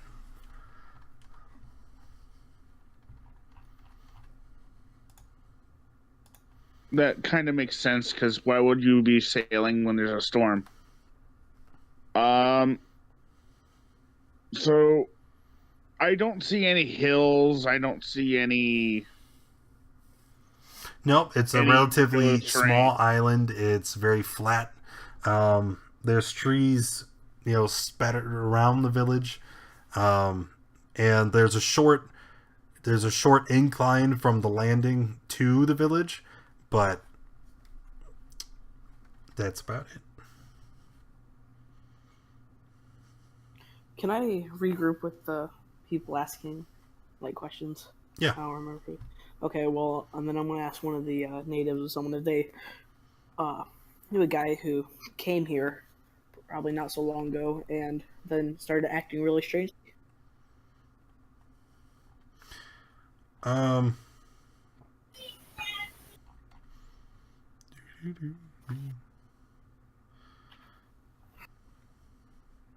Trying to find where it says.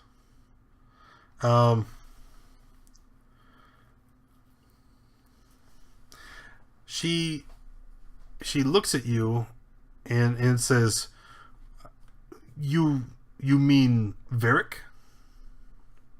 Well, Yes, because he came here from the ferry and then he left, and he kept making this weird noise, like acting like a dog, kind of. She holds her finger up to her lips in a gesture that's like shish, and she makes another motion like follow. Okay, I'm gonna follow her. Okay. She leaves the hovel where you guys are, and she begins to lead the group towards one that seems to be ruined. This hovel where she is now taking you has collapsed in upon itself, and there's only a small area where one wall leans against another that is protected from the rain. She gestures to the ruined hovel. Okay, Dronthul. Scarbles, I mean. She gestures to the ruined hovel and she says, Verkle. Verkle here. But he wasn't here. He left. No. He's back No. now. Das me house before mother and vater taken by fever. Now we kept the Luna man here. Okay, do you think... Oh my is it god, only they talk me? like Jar Jar Binks. Is it only me with this person? No, I think I've been just falling behind. yeah. Okay, well... I'm gonna... So... Can I try to understand anything she just said? This was her house, and it collapsed because lunar person went here. Luna man. Yep. Okay, yes, that's the guy we're talking about. Can I ask to, like, go inside and investigate? Yeah. The crazy boy. Yeah. You said you wanted to investigate? Yes. Go ahead and roll an investigation check. Okay. As you look around the one room remaining in this ruined hovel, you do see something. There is a medium-sized stone, roughly like half the size of a basketball. We'll say it's about that big. And it's sitting next to a small sack that looks like a sleeping area. But this stone, it stands out in your mind. It looks very odd. I'm going to inspect the stone, see if there's anything up with it. Inspect it? You're just going to look at it?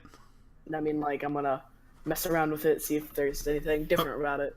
Okay, I was going to say, because you've already noticed there's something wrong with it. Anything When you Nat go to 20. when you go to move it, oh boy, you see that it's hollow. And inside this hollow fake stone is a small notebook. And opening it, the book is written in Draconic. I can read Draconic. Yes, you can. I can. Looking through it, it says it details the number of people and their possessions, along with the sketch of the village, the woods, and a cave inside a wooded ravine.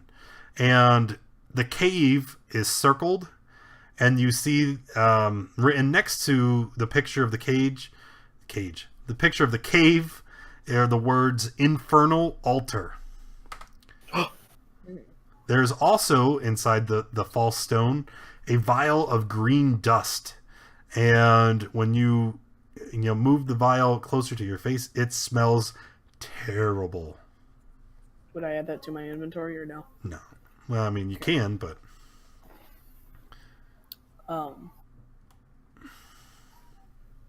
So I want to ask her why she has this, because it listed people's valuables, correct? she looks at it and she's like, "No, mine." Then why was it in your house? Must be Looney Man. Can I see if she's lying? Insight. She's telling the truth. She had no clue that stuff was there, and you can see the shock is registered on her face. Okay, Jar Jar Binks. I'm gonna go back and find everyone and show them what I've found and stuff. Is there any more information on this infernal cave place? Nope, that's all that was there. You So- go to find me, and I'm out collecting coconuts. And so you go to find the rest of us. You turn around, and we're all standing there, apart from a couple, Yeah. Okay. I'm gonna because go. because a bunch of us came with you. Well, I'm When gonna. Scarvel sees the words infernal altar, it's like, I can read infernal. Oh, infernal. That's not. The All who devil want to go language. there, say I. I didn't mean to click that. Okay. Well, I asked the lady if she's heard anything about that cave. Maybe. is it just called the Infernal Cave, or? No, it's not called anything. It's just a picture of a cave, and it said there's an infernal altar in there. And you were asking if she knew anything about the cave? Is that what you said? Yeah. Okay. She shakes her head slowly, and then she says, maybe cave in Darkwood? Well, judging about where we are and this map in this book, do I have a general idea of where this cave actually is? Yeah, it's in the Dark Woods. Okay. Well, I'm gonna ask the rest of the party if we want to go to this cave. Yeah, let's go check it out. I mean, Yeah. stop the attack before it happens. All the better. Before we take off, I'll ask her if she knows of more detailed location of where the cave might be. No, mustn't walk the Darkwood. Creatures eat. Yes, everyone eats. No, eat. How we survive. Eat you. Eat. Well, that's just the circle. See about that. How many coconuts do you find? So many coconuts. More coconuts than your body has room for. Can I headbutt a coconut? Yeah.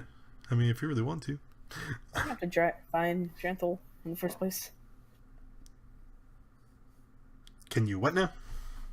Don't you have to find Dranthal because he's off somewhere? You mean Dan, because I introduced myself to you guys as Yeah, Dan. he's I Dan. introduced the players Sorry, as Dan. Dranthal. Yep. Okay, I did not catch on to that. That was Is because you weren't let's go listening. find Dan. All right. You see him. He's sitting there at the edge of the woods, surrounded in coconuts. He's made a veritable coconut fort. What a lovely bunch of coconuts. Okay. I'm gonna show him the book I found, and I'm gonna ask the rest of the party if we want to venture to this cave. Okay, so what's this book that you're putting in my face? Well, it has a map, and it has like a bunch of these. Apparently, this person knew about the pit guy and how he was crazy, and we found this book, and there's this cave that kind of stands out, it's circled. And I want to go to it. Hold on a moment. I grabbed about half of the coconuts and I give them to the people of the village.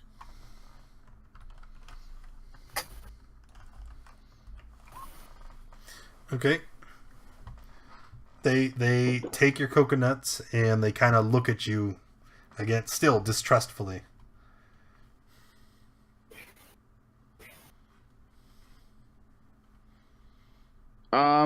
That I just walk away after I give them half the coconuts. I don't say a word. I just hear. And then I go back to the party where the other coconuts is and grab a coconut and continue on. I'm gonna log off in about a minute or so. So keep me as an NPC. Just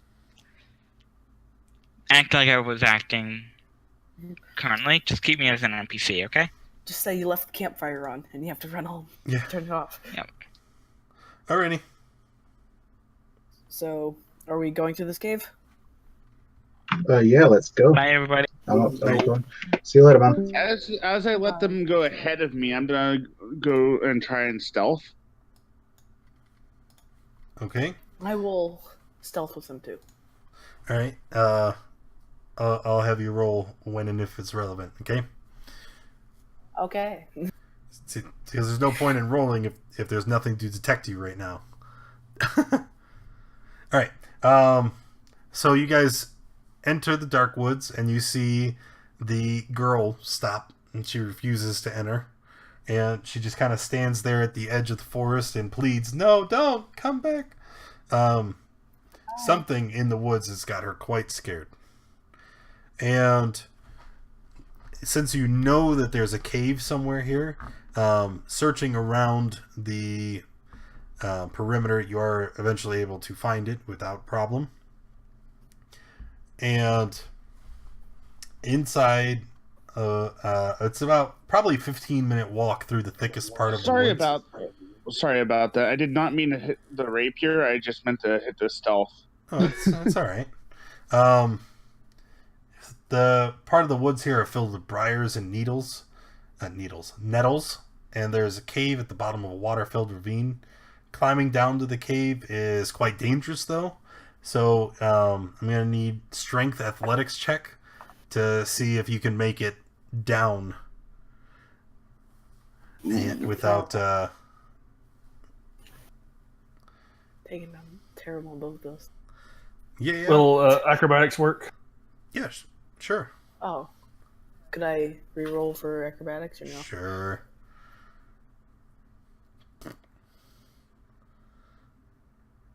All right. So it looks like I need to do 1, 2, 3, 4. Is it just you 4 left? 1, 2. Yeah, it is.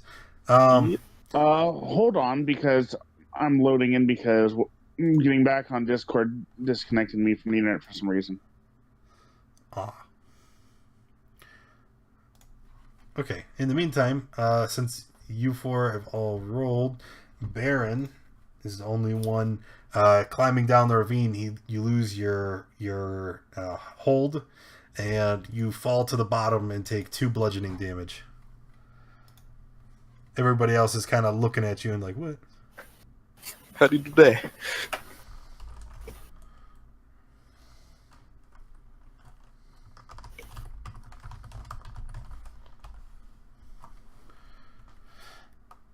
So, let's continue. Yep. Okay. As Karen K-Bar falls, he lands at the bottom of the ravine with a loud clatter, and you can hear Elisande yelling from the edge of the forest. "What's that?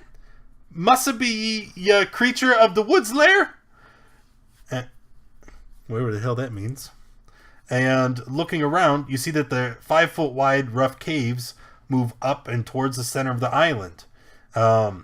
It's dark, but I do believe everybody here has dark vision. Who have we got? Elf. I do not. I'm a human. No, I'm going to be casting Dancing Light. Okay. Oh, I was going to do that. So you begin to make your way through the caves, and you can estimate that you've been traveling for about 60 feet. The floor is dry before opening into a roughly 30 by 40 foot wide room with an altar in the center. In the center of the large room, the altar is a roughly rectangular block of stone, and there are blotches of rust-colored stains dripping from the center. There are several darkened candles melted to the stone, and there's a collection of ritual objects on the center of the block. The walls are painted in crude artwork depicting a 5-headed sea serpent rising from the waves, and the sea serpent is feasting upon stick figures upon the shore. You see another stick figure standing on the water is pouring a sack of what could be coins into the waves. Something about this cave raises the hairs on the back of your neck. There is a wrongness here. Something very, very wrong.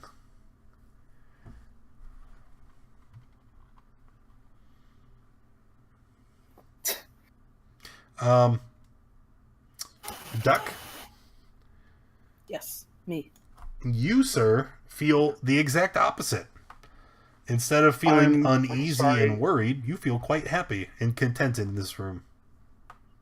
I like this place. If you'd be kind enough, could you roll me in acrobatics because I'm having lag issues? Is this Zygon? No. This is gentle or Dan, whatever you want to call it. Got you. Said acrobatics. Yep, you definitely pass. You actually run and jump and land at the bottom of the ravine with the flourish. So, does this place remind me of like the temple? You can't quite put your finger on what it is that you like, but it's got a certain feng shui that you dig. So, are there any specific ritual items that were sitting on the stone? Yes. Aye. If you're going up to investigate the items there, you'll see that there are several gold bars on the altar. Ooh. And you see a silver-plated ritual knife. I want it. I need to be right back real quick. All right. I see this kind of altar and I'm like, ooh, I know what it's missing. Hold on. Sorry. Hold on. Also on the altar is a scroll, and you see that the scroll is sealed with a splotch of wax. And there's also a pile of books laying in one of the corners of the cave. Can I take the knife? Okay. For stat wise, it'll serve as just a dagger. Nothing special about it. Also handling it, you see that the silver begins to flake off, and that the knife itself is very poorly made. Oh. Can I investigate if the gold is real? Sure. All right. Hey. I'm trying to find. All the gold bars bear a trade stamp that dates back roughly 60 years. The gold seems to be in good condition, and it also appears to be genuine. No.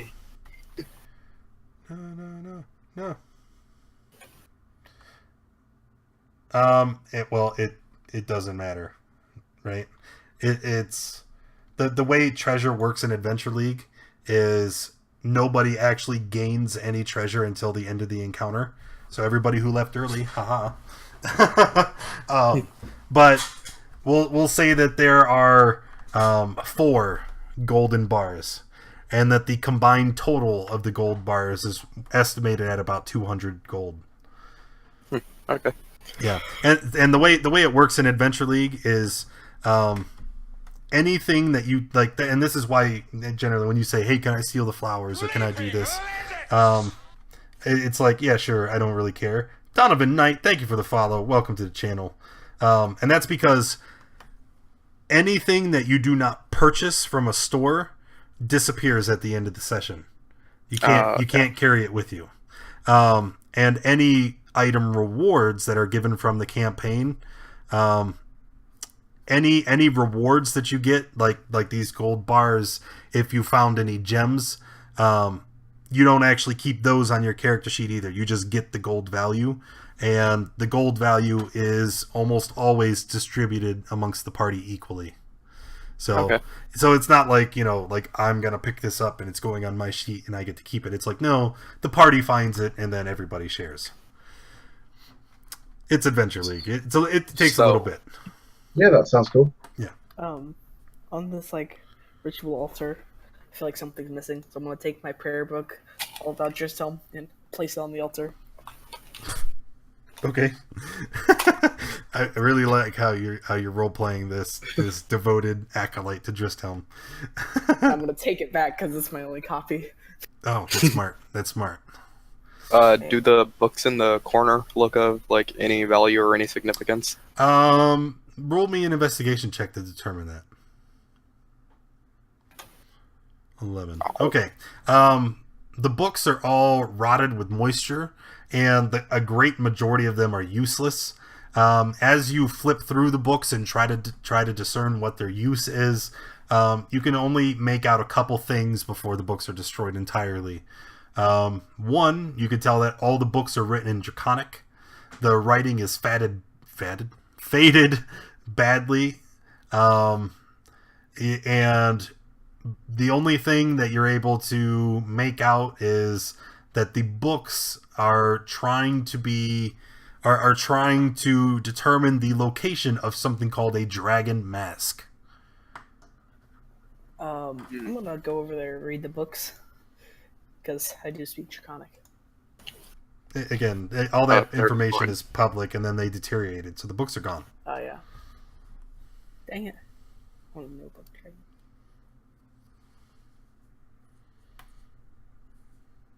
Okay. So there's not really much else to investigate Um, that we can. I didn't say that. Oh wait, Is there anything else in the room that we did not see coming in? so perception. Sure. Okay, Duck. Of course, it had to be you. You look around the room, and you once again notice the art that was on the wall, right? And it catches your eye, because remember, it had a great many-headed serpent coming out of the wall, coming out of the ocean. As you look at this, it dawns on you. This is not a mural depicting some hydra or sea serpent or something like that. The mural is depicting a alternate interpretation of Tiamat, the dragon god. And then you realize why you felt so at ease. Because seeing the picture devoted to Tiamat, having found the books that were detailing the location of the dragon masks, you realize that this altar, this entire location, must have been used by the cult of the dragon. Whoa. Oh boy. There. More dragon stuff. I want my kobold I'm friends back. here. I temporarily disconnected from the internet. Sorry. Okay. I wish my kobold friends were here.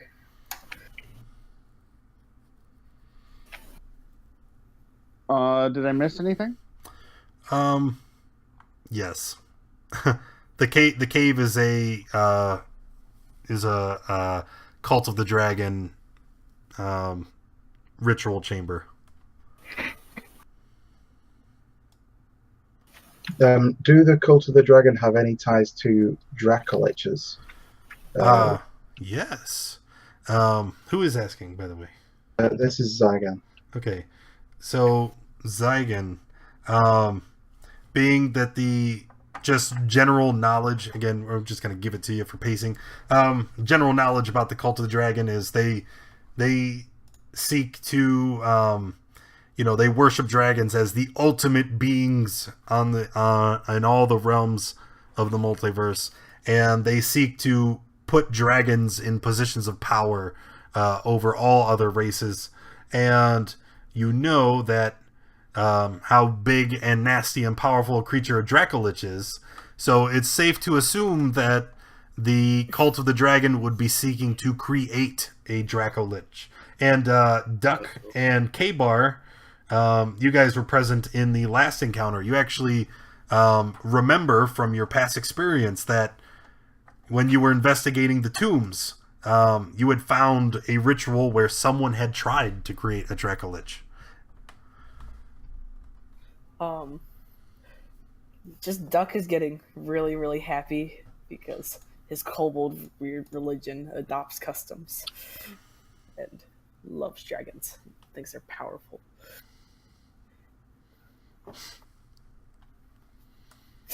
Okay. Does it look like this place has been abandoned for a long time, or does it look like it's been like disturbed or anything like that?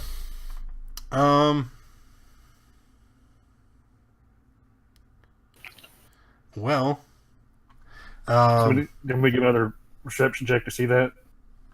no, it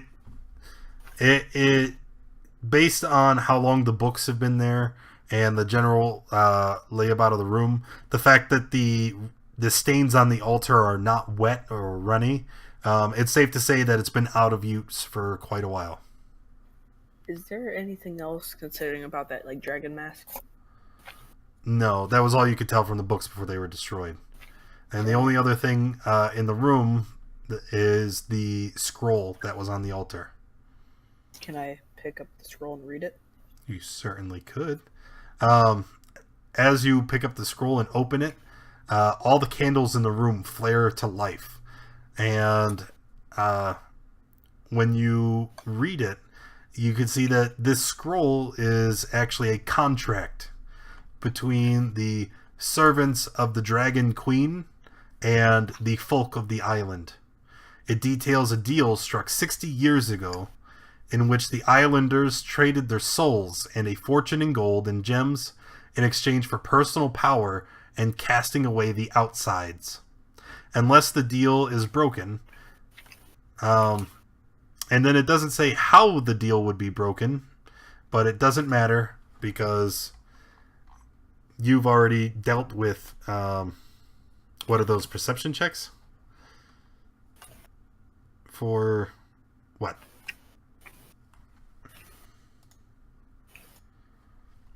Okay, never mind. I'm not sure. Alright, but that's all that the scroll said.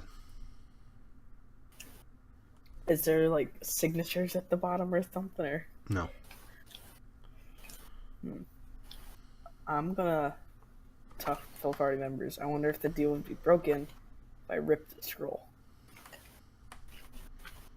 I mean, But I don't have want at it. to. I want to keep this. Oh well, and I rip it in half. Okay, you rip it in half. Dang it, did nothing. Nah, what did you expect? I don't know. It lit torches when I opened it. Did anything else happen when I read the scroll? Nope.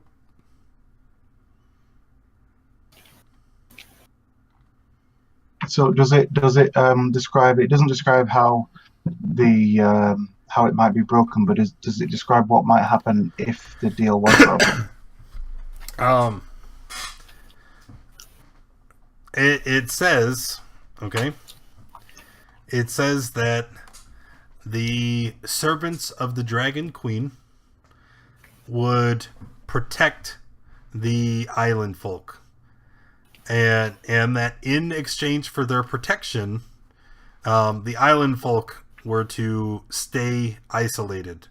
And they were supposed to not deal with any outsides.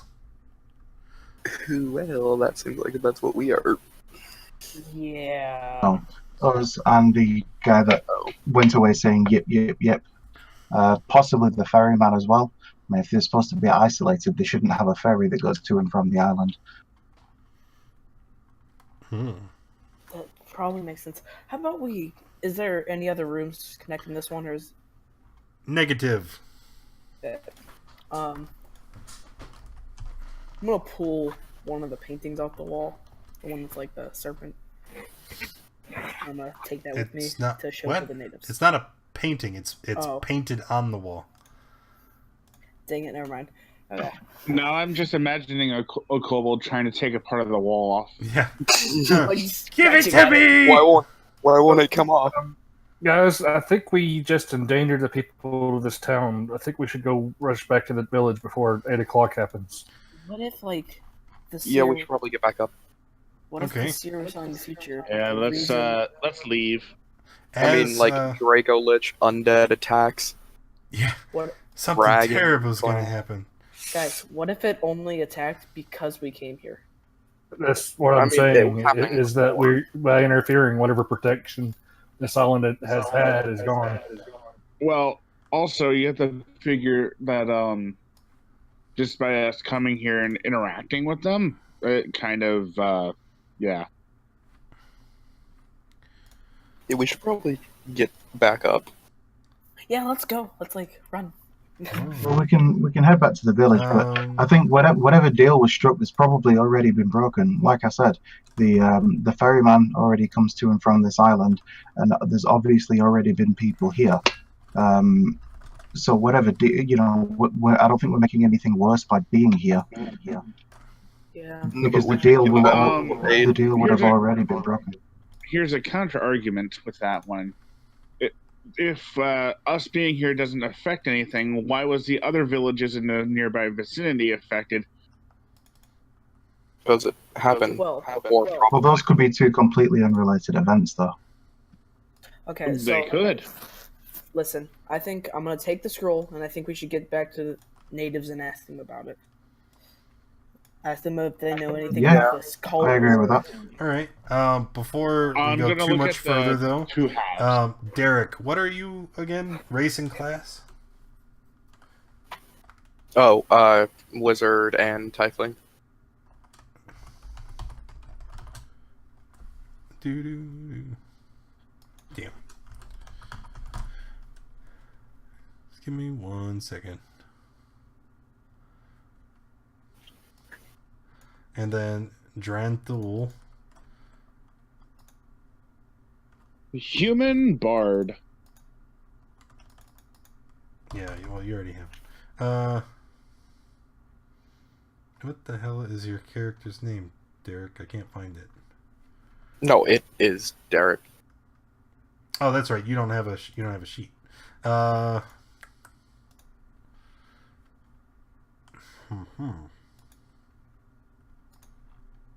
Non-generic token. There we go. Controlled by... You're probably asking, why is he getting tokens ready? No reason. Don't worry about that. No, specific.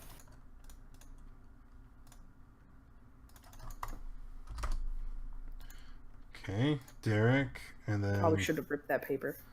Dronthul's here, and then Zygon is a monk.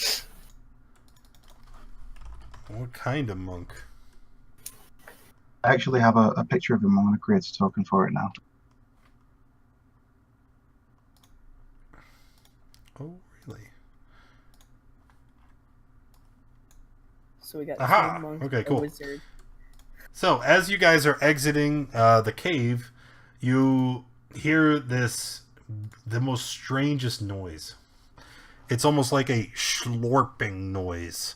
Like some sludge being pulled along the rock. Oh, no. That does.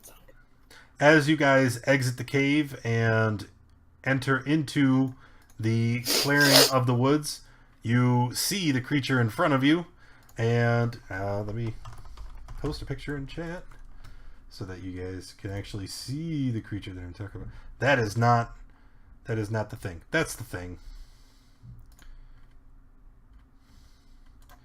Open image. Give me that. And we're gonna go. Shit.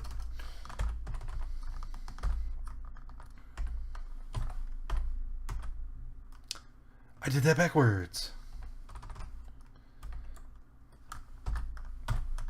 My bad. There we go. Nope. Looks like I goofed it twice. I don't even care anymore. If you want to see a picture of the thing, Oh, that's you can nice. click that link. Okay. Anyway, That's nice. so you see this this thing, and it just has a very evil presence. It reeks of evil, and reeks is a very unique word because it, in addition to having this evil aura and presence, it physically smells. It is not good at all. So if everybody could go ahead and roll initiative. Duck, I need you to roll again. You're not in the tracker.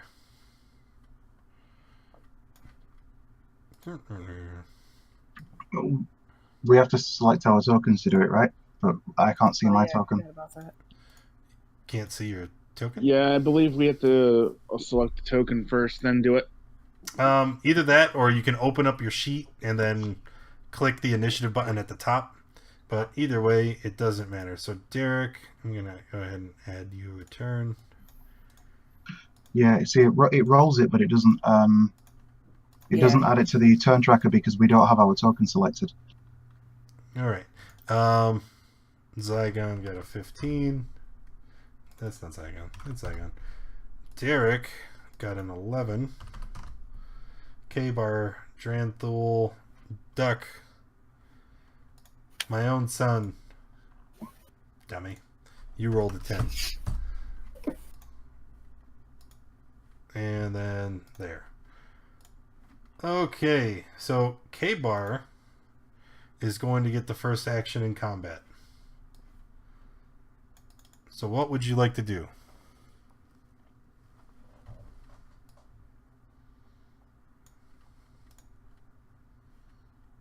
Oh, I should probably put you guys on the... What is the creature doing? Well, it's slurping towards you. In case you didn't know, that's you, Derek. Okay. I just had to give you a token. I am wizard. Yep. Pew pew. Well, if it's coming at us, I guess I'll take a shot at it.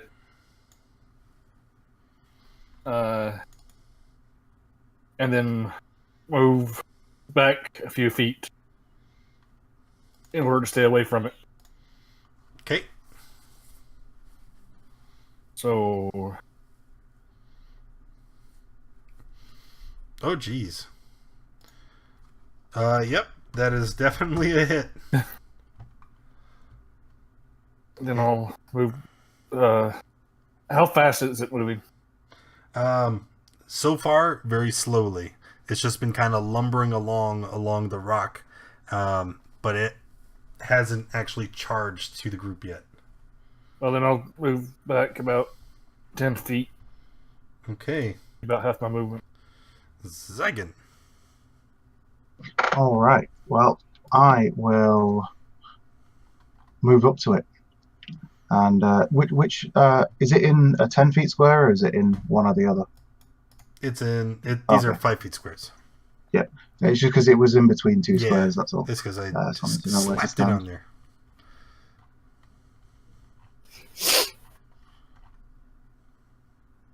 So I will move up to here, and I will, first of all, try and give it a swift punch in the face. So there's that. Yep.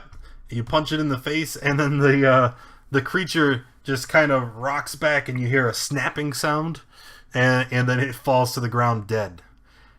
Looking at it, you can see that I had described it as it oozing along, but ooze is kind of a misnomer because it's not like a slime or an ooze. It's actually just kind of a big fleshy mound, and it's got folds of skin, pillowing over itself.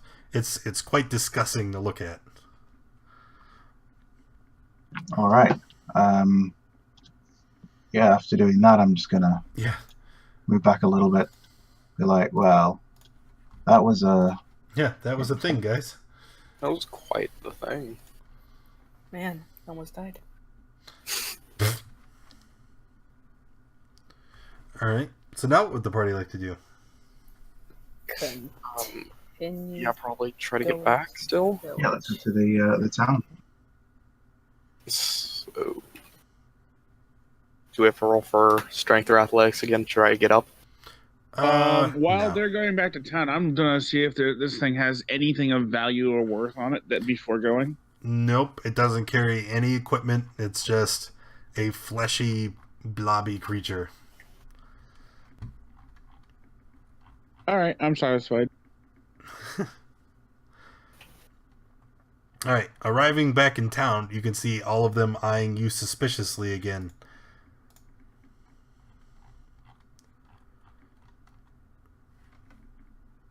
Sorry, what? Sorry, you cut out. I did? Okay. All the villagers are staring at you warily.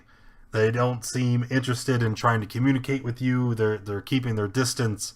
Some of them even have looks of scorn or anger on their face. I'm gonna kind of look for something to stand up on so I can kind of be at eye level, feel like I'm taller, and I'm gonna tell them, do they know who this cult of the dragon is?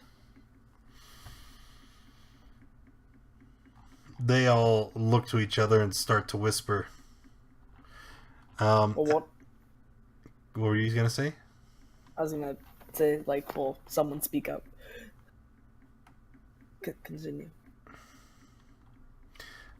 Ellison walks forward, and she looks at you again, and she says, well, what is Cult of Dragon? Well, while we were investigating, we found this kind of altar, and I showed them this. I pull out the two pieces of the scroll, and I say, I'm gonna read it. Well, as soon as the villagers see the scroll, you could see them all starting to get worked into a frenzy. Their anger is very apparent. First at the sight of the scroll, and now it sees like it's being directed towards you because you are currently handling it. Handling two halves of it. Going to... I'm gonna kind of like yell, and I'm gonna tell them to maintain their distance. Dang it. A man shouts from the back of the crowd, "Why have this? What do?" I want to know about it. Apparently there's this treaty between these natives, and I want to know about it. We want to know about it.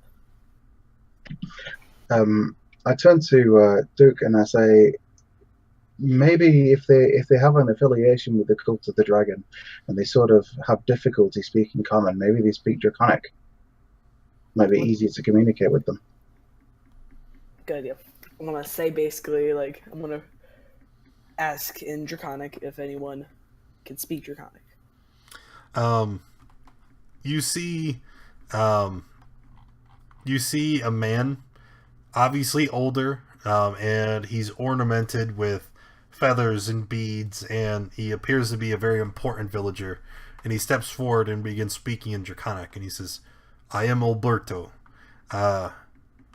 Why do you have this?" And he points to the scroll. I reply back and I tell him, well, I found it in the cave, and we want to know the history and this treaty between the natives and this. And I worry that it may be broken and could cause harm.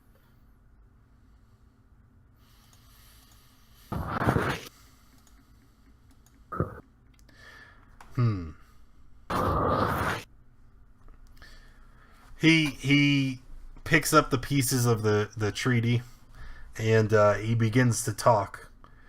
And the entire time he's talking, he's looking down at the scrolls, and he doesn't really make eye contact with you.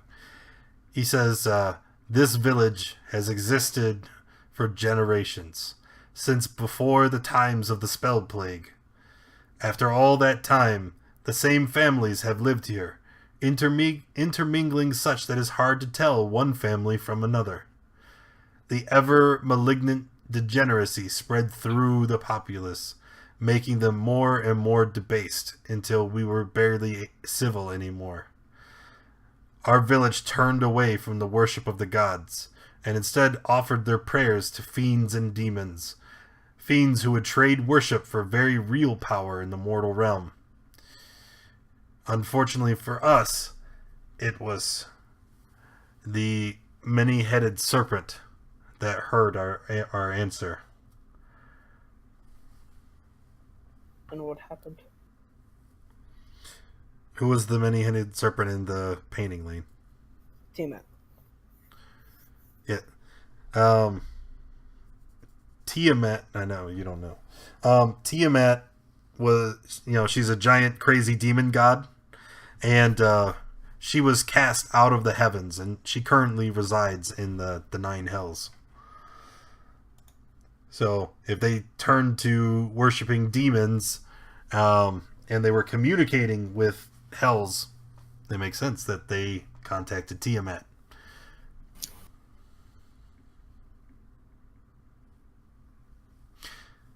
Okay.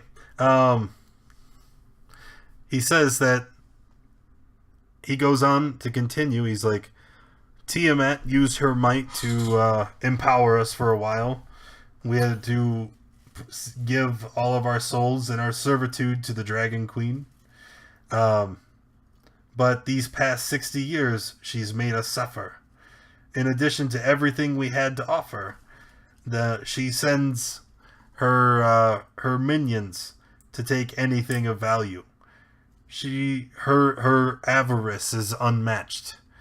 Even without a physical form in this realm, she wants to collect everything from us.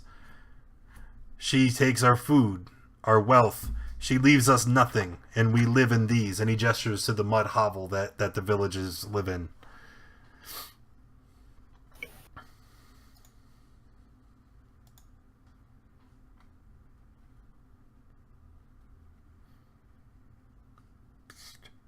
Then isn't it time you took a stand against her?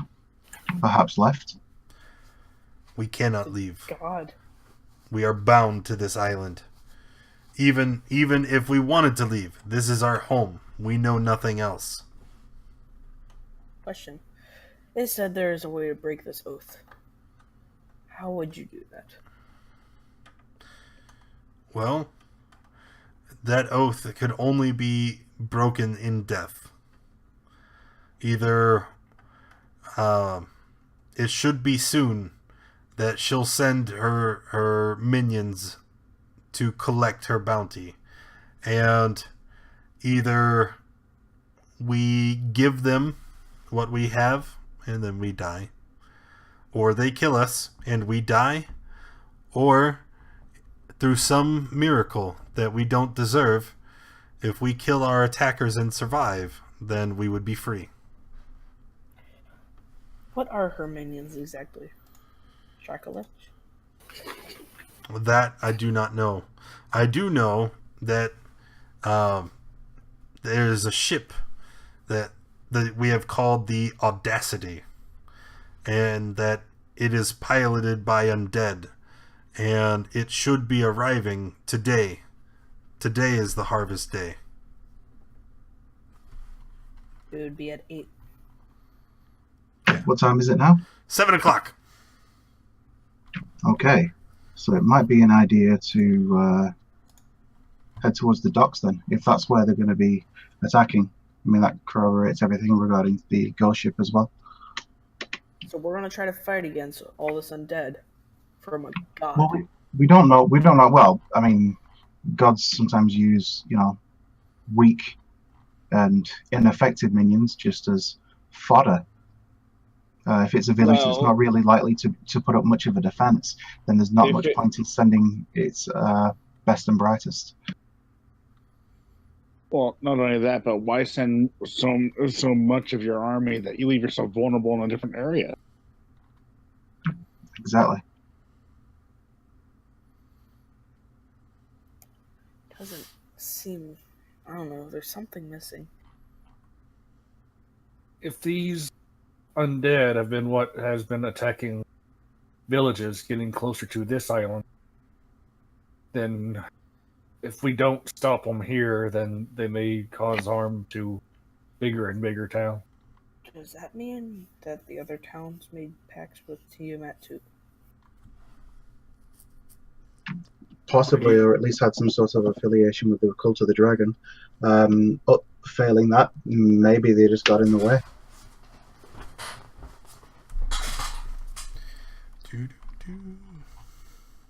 So we stay here and fight, or... Well, I'm all for helping these people out. At least just, doing what we can.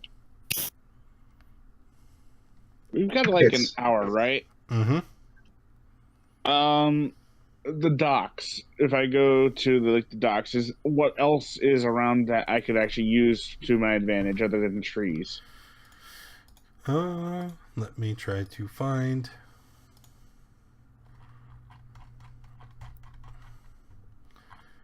Have a landing.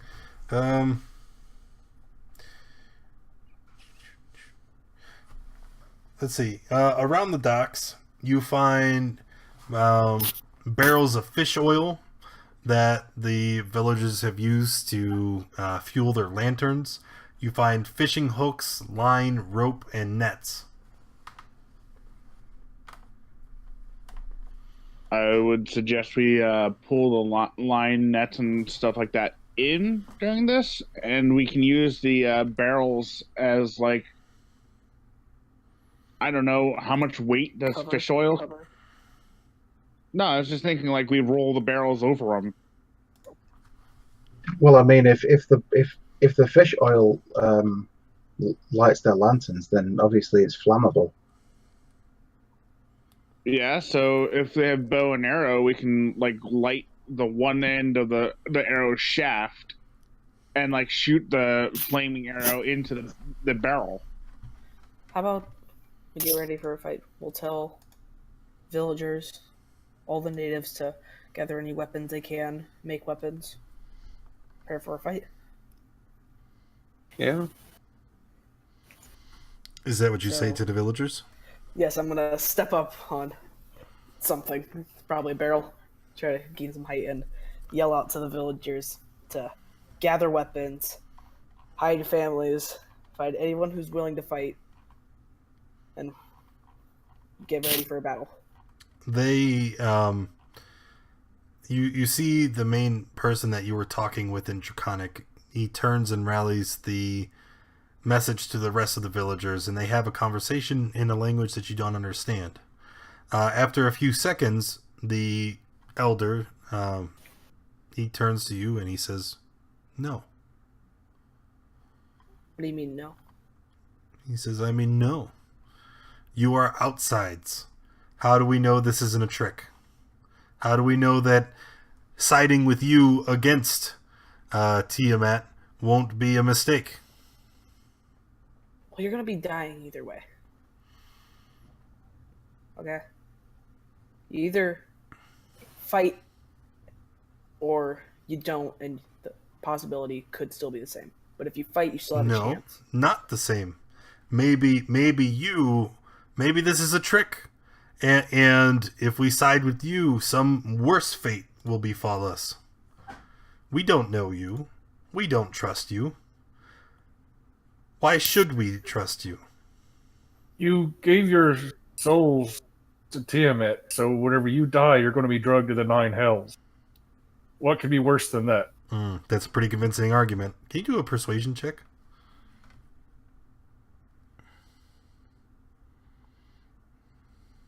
Nation. Could I, like, give brief examples of what would happen to you? And Great. The worst thing I can do. Oh.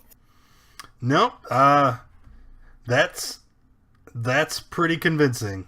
They discuss it over, and after a moment, they turn to you and they say, "What fate do you think would befall us in the 9 hells?" constant torture. Well, I tell them about the remains of the creature that we just fought. About how it was basically misshapen, tortured looking, a glob of flesh, no longer even recognizable. The oozing to move, and I tell them that I think that is going to be the best case scenario, is that you become something like that. Okay, so the villagers, they again, they're discussing it in a language you don't understand, and after a moment, the elder just nods his head, kind of affirming his agreement to fight with you guys. And so, you guys have 1 hour to prepare. What would you like to do? what I want to do is what I said I wanted to do: pull back the nets, because we Okay. can use them on the zombies or whatever when they show up. We can just throw the net on them, try and hamper them a little bit. Okay. I suggest to tell the natives to make weapons, and also, I guess, maybe set up some barricades.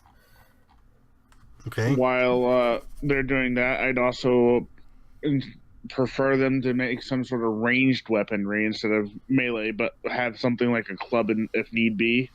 They only have like an hour, so clubs and Yeah, sticks would be the best I wanna get. gathering what they can through the village. The villagers still refuse to go into the dark woods, so they only are able to collect pieces of wood from around the village and from on the shores. And from the driftwood that they find, they actually use the remnants of the ruined hut. They're basically able to arm themselves with clubs.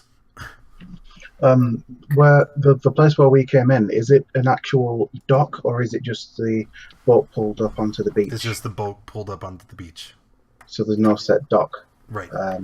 Okay, cool. Is that all the fish oil that you guys have? Is that one barrel? There's like 3 barrels. I want to get some like hay, or something that's would catch really easily anyway, and set up a fire line so when they come up, we can set it on fire and hopefully burn. I mean, we could just soak some rope in fish oil. That'd put us like 50 feet away. Well, I want a actual line, like as they come up, I'll shoot it with a flaming arrow and catch that line on fire. Like, set twigs, soak and hay soaked in. As you relay this to the villagers and to your party, the villagers again point out that wood is very scarce, and that they've used most of the lumber and sticks available to make their weapons. So maybe his idea about setting the rope as a line across, and then you could shoot the rope with your arrow. Is there much hay Hay in the barn? I don't know. You guys never went in the barn. We should probably go check there. During that, can I go While check? they're checking, I'm pulling back the stuff and doing what I said because. Could someone try to intimidate them to go into the woods because they're either going to be tortured or They're probably not going to They go don't in have there. time for all that. okay. So going into the barn, it's largely empty except for 4 goats. The goats are sickly, and they look in similar health to the rest of the villagers on the island. Searching through the barn, you find various flotsam washed up from the sea, including some wood from what appears to be a longboat. And there's also a number of items that you take note of. There are heavy sacks of grain. There's a barrel full of tools, and there are several bales of hay. Like metal tools, like gardening or something. Yeah, we'll say that like there's a hoe, a couple shovels, a rake. So could I grab like some of the tools and give it to villagers? Yep. They got a couple And like guys bring with back a better bale of hay. weapons. All right. Something I would like to do as well. The trees that are by the shoreline. Mm-hmm. Is it possible to basically what I'm thinking of doing is attaching the nets to them, so that but bending the branches back so that they can then spring forward and cast the net out. Okay. Sort of like kind of like a catapult, and then when you trigger it, it'll throw the net out over Great onto idea, man. the landing. Yes. That's what I'm thinking. Sure. Yeah. You And can obviously certainly fishing do nets are that. quite big, so it should be able to cover quite a large area. I'll work with you with that. Okay. And then what we can do is where we think that the nets are going to sort of land, we can stick a barrel so that when it lights and it goes off, obviously anything that's there will be stuck in the nets and easy targets for the fire for the barrel. Okay. How far away it is the barn from the shoreline? It is the furthest away from the shoreline. Like, it is behind the village. Like, furthest away from the shoreline. I don't know what else to say. Do I think it'll be still within range of my longbow? Yeah. It's a very small village, and longbow It's like what, It's like 120 and then three something with disadvantage. Yeah, that's It's right. really long. Yeah. Yeah, you would be able to hit. All right, I think that's what I'll do. Is I'll try to get on top of the barn so I have best view of the Okay. village. Yeah, so you can climb up to the second level, and there's a window there, and from your vantage point, you can see all the way out to the landing. So I think me and Zegan are probably going to be in the front lines. Okay. All right. Is everybody prepared? We have our fire line. You have. We'll say that you are able to set up 3 trapped nets that you can catapult over onto the shore, and then you have your man up in the window getting ready to snipe in. Are there anything else? For combat, casting mage armor on myself. Okay. All right. And I am going to give the healing potion I have to warn the people that's going to be on the front lines. Well, I think me and Zegan are, because Zegan's I know is a monk. I am too. Well, I'll give it to you, and if you need it. Who else? Who is on the front line as well? I'll probably be up there. I got cone fire, Yeah. I Cone fire. punch stuff. burning hands. Just gonna You got kind of fire fire abilities. at them. Yeah. Zegan, you're the other monk, correct? Yes, that's right. So are you going to be up in the front with us? Yes, I'm going to be moving around a lot though. And yeah, I've taken I'm going to be in normal the, feet, on so- the second line, going between. Okay. Um, Sounds good. And the last pack I want to make is just prepare like 3 or 4 arrows to be fire arrows. Okay. Question. Could, I think it was Keeper, I'm not too sure. Give me a young question. Yeah, I gave you the healing potion they gave us at the beginning of the game. Quick question: if I used fog cloud and shocking grasped it, No, it wouldn't would conduct that? the lightning. Okay. No. I like the way you think, though. Electric field. Okay. Let's go into it. So, as you guys hunker down and wait, eventually you see a giant boat pull up to the shore, and it stands there still for a moment before a hatch falls out of the side, and you see people flood onto the beach.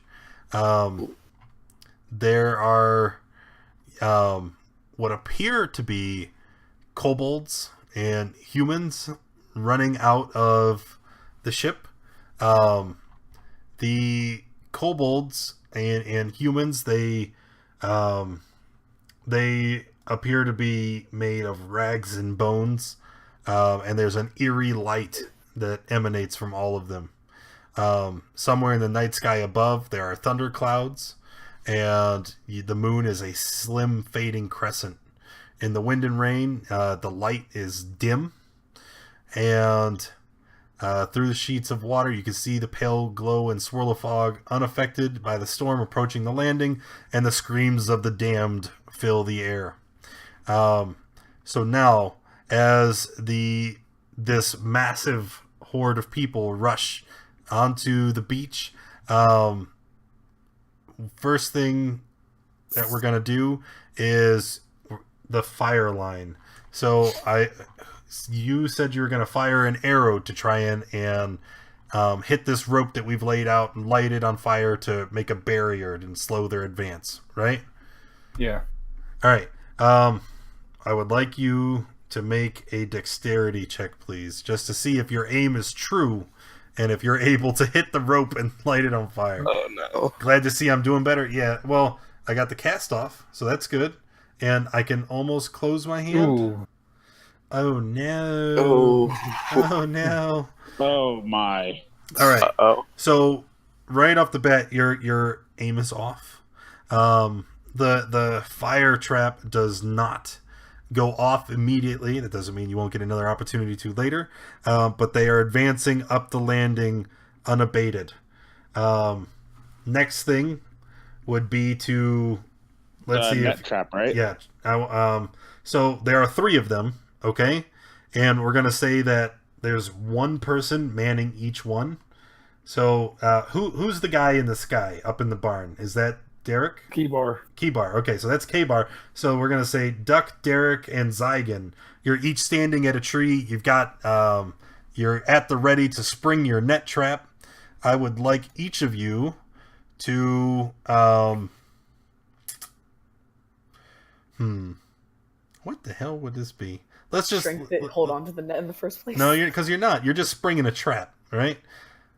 Okay, I'm just gonna say it's not a roll on your part. I'm gonna roll to see how well my guys are able to avoid your trap. Okay, so the 3 of you simultaneously cut the ropes. The nets go flying and blanket the area over the beach. And I'm gonna make group checks for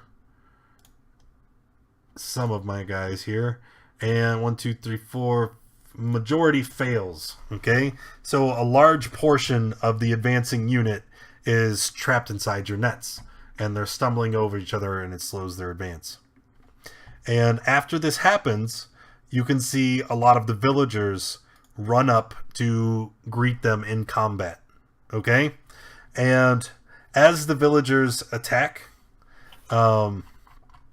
you see several things that are happening all at once. Okay, the villagers attack and they have their clubs and they start bludgeoning all of the advancing skeletons. But then you also see some of the elder people in the crowd, like the man that you guys are talking with, the village elder. You see 3 elderly crones. You can see them holding their hands in the air, and their entire arms up to their elbows are wrapped in fell fire, and they're speaking in an infernal tongue, and you can see blasts of hell flame lashing out at the undead. And among all the villagers' faces, as they are unfolding this carnage on the advancing unit, it's the same expression. There's glee, pure happiness in the wanton murder and destruction that's unfolding. Now, all that being said, the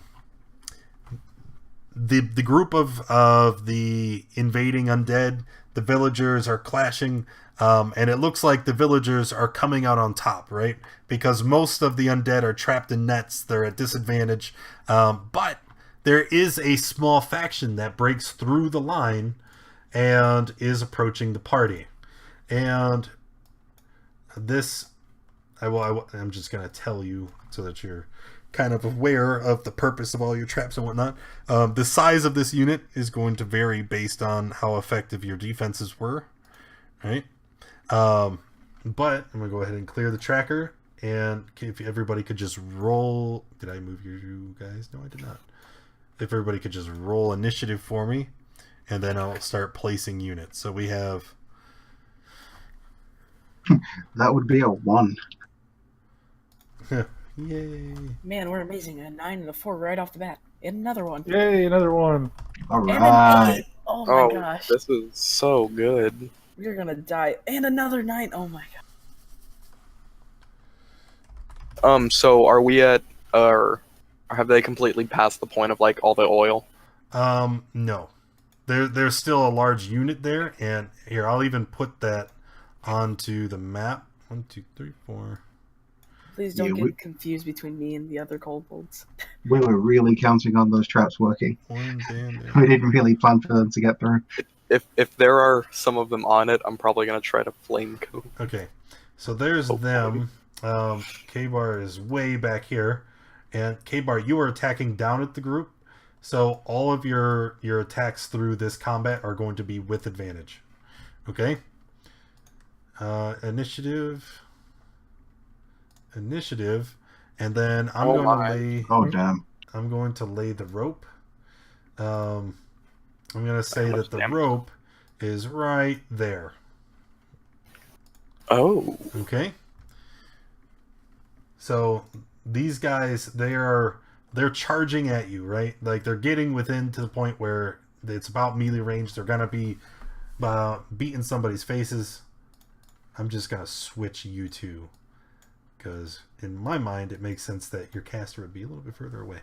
All right, let's rearrange. How are you? Oh, that's well, look at these initiative rolls. Yep. All right. So the bandit is going Hold to the get line, the Doug. first turn. Hold the line. Yeah, hold the line. I guess it would help if I had his character sheet open, right? There we go.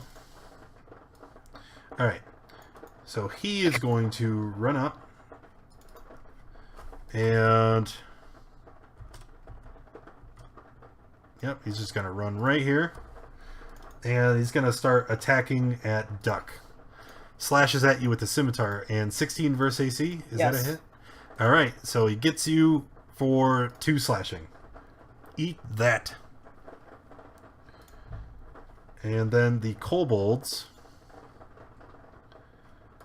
30 feet.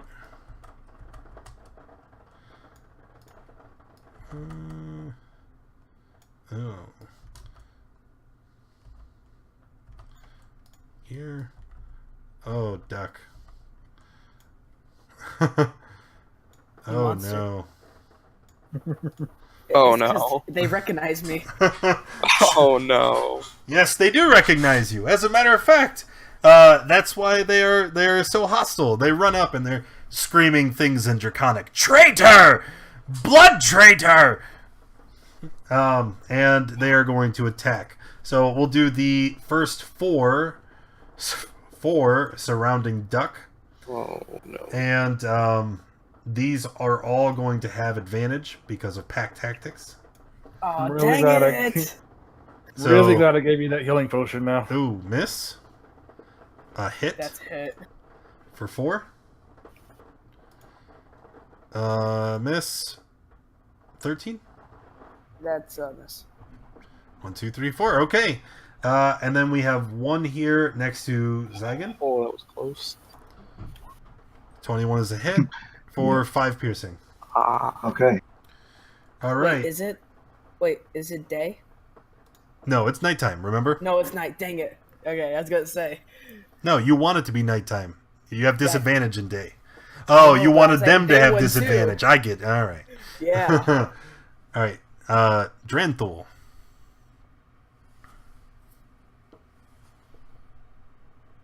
Give me a minute, please. I'm looking at something real quick. Oh, you're fine.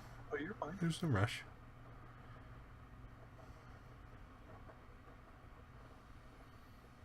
Bardic Inspiration is a bonus action or an action. Which one?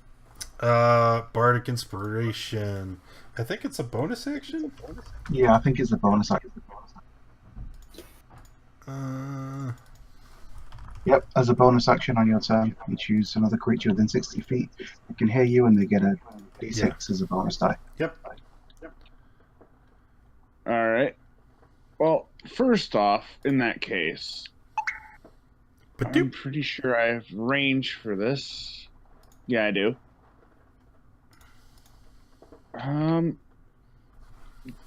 Since he's surrounded, I'm just gonna use Vicious Mockery on one of the ones near him. Okay. What's your spell save DC? Oh, there it is, 12.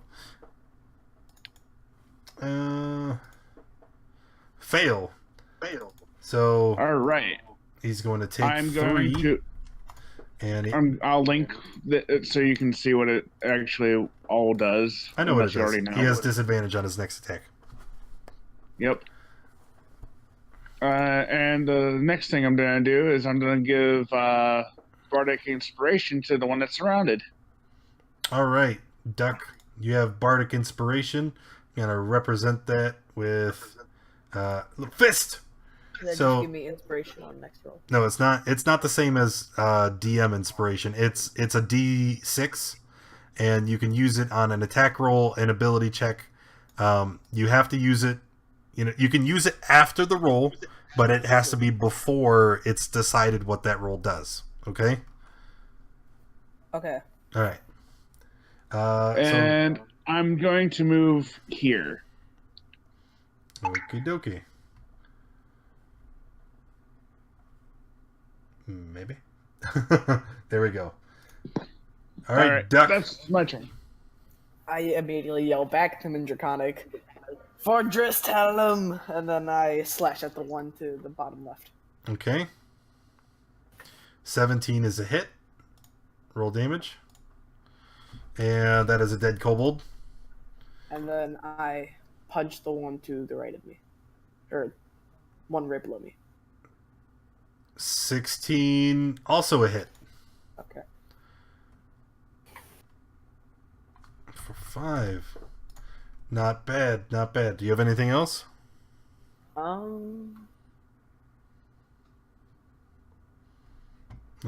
mean, you use your action and your bonus action. Pretty sure you're done. Yep. All right, K-Bar. One of the ones that are actually sitting on the line, I'm going to try to hit with a fire arrow to try to hit them and catch the line on fire. Okay. Go ahead and make an attack roll. 12 is a hit. So, here's what's going to happen. The one you actually hit with the arrow, he is going to die outright. All right, that arrow was enough to... It catches him right in the chest and he falls over dead. As he lays there, burning from the fire, eventually it spreads far enough to where it touches the rope and it's going to ignite the rope. And I don't think... sure, we'll try this. Yeah. Boom. Oh. Hey, hobo man, hey, dapper Dan. You both got your style, but brother, you're never fully Anyway, dressed close enough. without a smile. Lotta, thank you for the host, buddy. Appreciate you. How you doing tonight? Okay, so there's some fire, and then everything along that path, totally not you though, you weren't in it. Everything along that path is going to make a save and take some damage. Hey, what's up, Dimitri? How you doing? So, I need to get my kobolds. And who do we got here? 1, 2 saves. Okay. All day. So, they saw the fire, they jumped out of the way. They're not going to be able to completely avoid the damage, but they're going to avoid the majority of it. So much for that. Okay. To back, and K-Bar, do you have any further actions? No. I really didn't need to move or anything, so no, that was my turn. All right, Zygon. Okay, so first of all, I'm going to attack this guy with my quarterstaff. Okay. Just give him a bop on the head while he's in the fire. Yeah, bop him good. Oh. And that would be a critical hit. Yeah. Well, he's definitely dead. He was already wounded from being caught in the fire, so the critical is definitely enough. He just, as you crack him, you hear a sickly crunching noise from his neck, and he just falls over. Okay, I am then going to move up to here. It's 35 feet, but because I have the mobile feat, I have 40 feet movement. And then I'm going to use my bonus action to make an unarmed strike against this kobold. Okay. That would be a critical fail. Yeah. Well, just so that you're aware, in Adventure League, fumbles and crits will do double damage as it's detailed in the player's handbook, but fumbles don't actually have any additional effect. It's simply a miss. Okay. Well, you got to play by the rules. So after that, that's 35. I'm then going to move back 1 square because I do have 40 feet of movement. okay, But again, with the mobile feat, if I make a melee attack against a creature on my turn, they don't get an opportunity. doesn't strike. get attack Yeah. opportunity attacks against me. Yeah. Okay. Oh, I was never in the thing. Well, Who is that? Oh, you weren't. Okay. What did you roll for initiative? Let's- 8. I'm scrolling up. I'm gonna find it. He did. Yeah. 5. Like what? Yeah, you're Derek, right? Yeah, Yeah, 5. but Okay, so you should have actually been before Zygon and Keybar. We're gonna put you in there now. Go ahead and take your turn. gonna cast magic missile Oh, on the bandit and the kobold to his right, with the bandit taking 2, and so it's alrighty. let's see, 1d4. Okay. It would roll. 4. So bandit is going to take 8, and that will kill him. And actually, that'll kill the kobold next to him too. The arcane missiles come out. They hit him both, and they both just fall over. You guys are cleaning up house. All right. Well, bandit would be next in the turn order, but he's kind of dead right now, so it'll go to the kobolds instead. Both kobolds still by duck, and because you are a traitor to the kobold race duck, even though all of your allies are appearing to be a much bigger threat than you are, they are solely focused on you, and they are going to continue their attacks. Aww. 21. Oh no. Hit for 5 duck. And then 14? 14 is a miss, isn't Nope. it? Okay. So take your 5, and then it'll be Dranthel's turn again.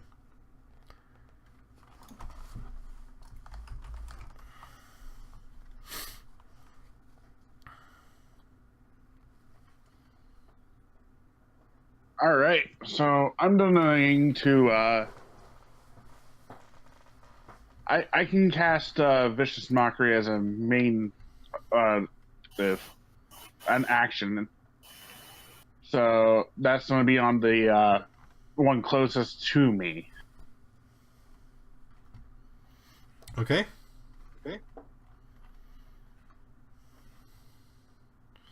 Okay, so DC 12 passed. Okay. And let me see if I can actually do this. Yes, I can. For my bonus action, I'm going to use Healing Word on Duck. Yep. Thank you. That would be this. All right, Duck, go ahead and heal for 4. Thank you.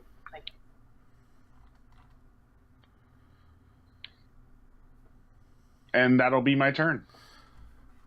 Okay. Duck, you're up. I'm going to slash at the one right.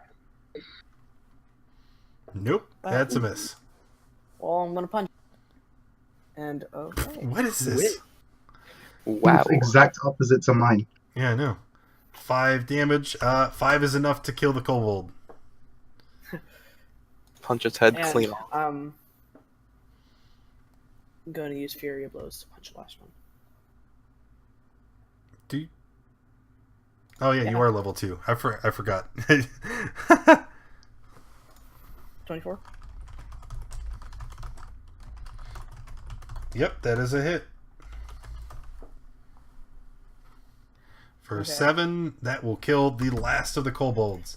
Where is your precious Tiamat now? As you guys are looking around at the battle, it looks like the villagers have managed to kill off the majority of their of the enemy unit without suffering too many casualties.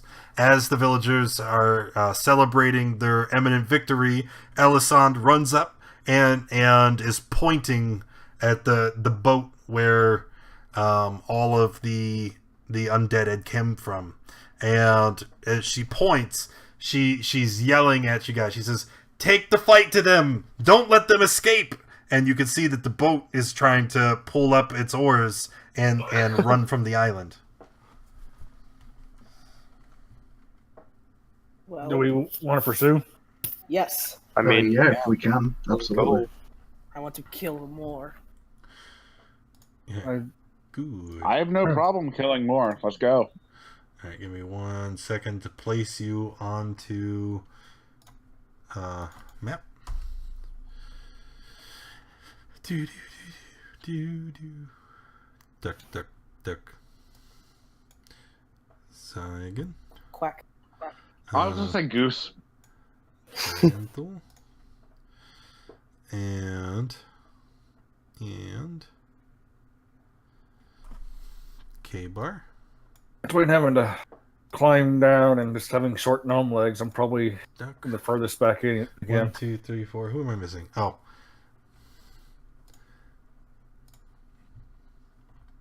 Zygon? no. Are you missing me again? Yes. Yes, I am. Okay, so the boat was already trying to, pull away, and there.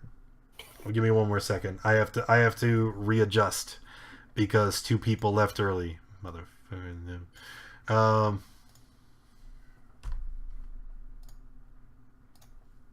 Because the way it currently stands, you guys would surely die. Okay. So the boat was already starting to pull away, so you guys have to jump in a little boat, and you start to row and catch up.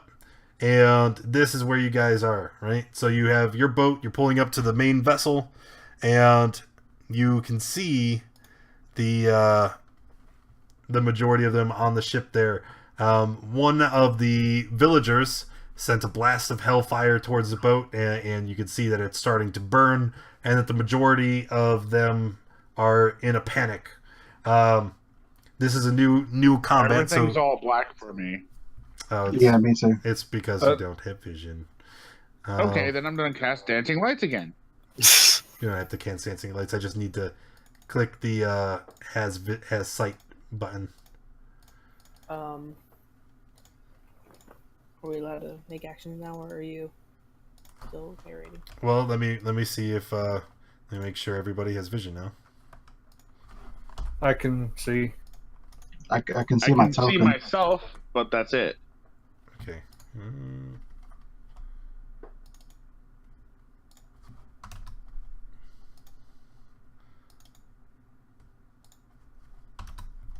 Do.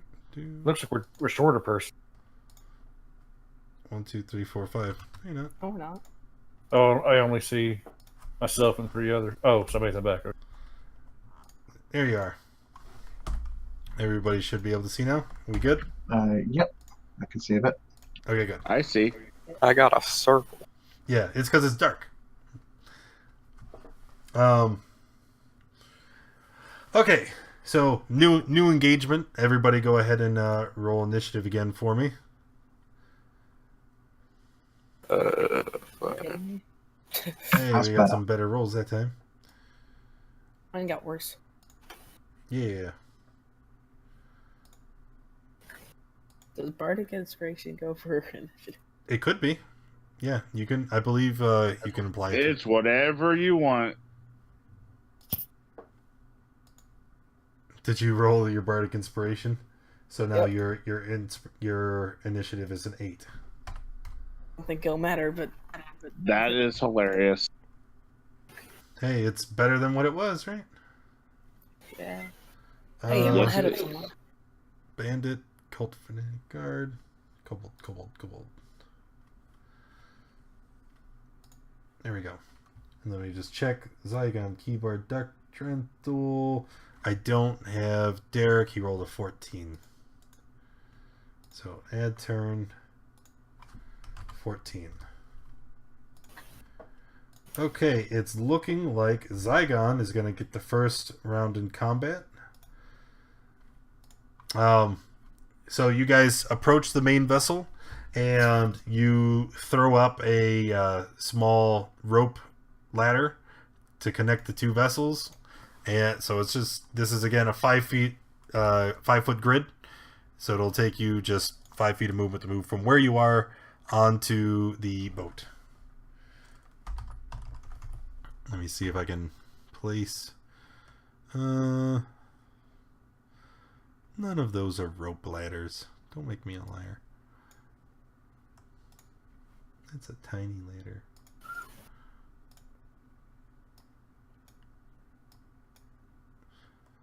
Why can't I do this? Bam! Yay! Okay. What would you like to do, Zai? Okay. I will.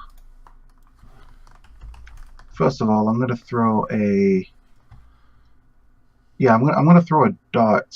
Can I? Is this boat too high up for me to be able to actually see these guys? You can see them. No. You're. Okay. Yeah. In that case, yeah, I'm gonna throw a dart at the kobold that I just pinged. This one here. Okay.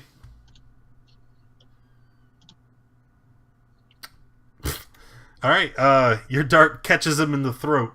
And what you would assume wouldn't be a lethal attack leaves this poor kobold clawing for air and gargling. And he falls dead. Cool. And I'm going to end my action there. Okay. I don't feel like getting on a boat full of people when I've only got 4 HP left. Bandits are going to run up. And they'll just kind of stand here looking over the boat. And you see that they have crossbows in their hand. Oh. And they're going to fire down at the party. We're going to fire at Derek. Ooh, 21 is a hit for 5. 5-0. Duck. Oh, shit. Definitely hit. Another hit for 7. Oh my gosh. And then we're going to fire at K-Bar. And a miss. Alright, K-Bar. You're up. Do I see the bandit with the crossbow that shot at me? Yeah, it was this guy right there. No, I don't see him. Oh, then no, you don't see him. Did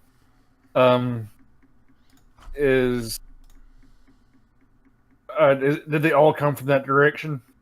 No, there's this guy right here too. He was another one of the ones that fired the crossbows. This guy? Yep. Oh no, the one right here in front. Okay, that guy. All right, him I'll try to shoot.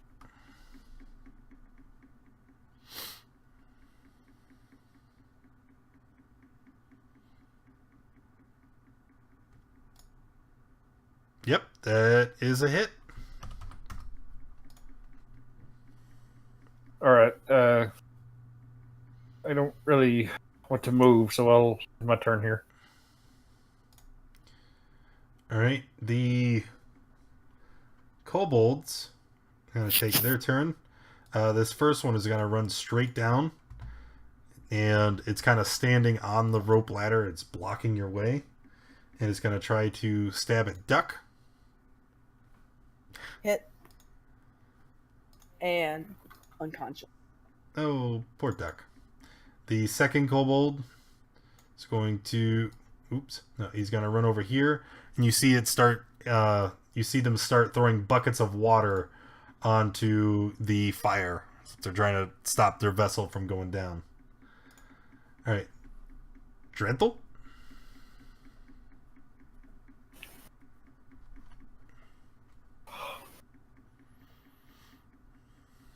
First, I'm going to be using Vicious Mockery on this guy right here.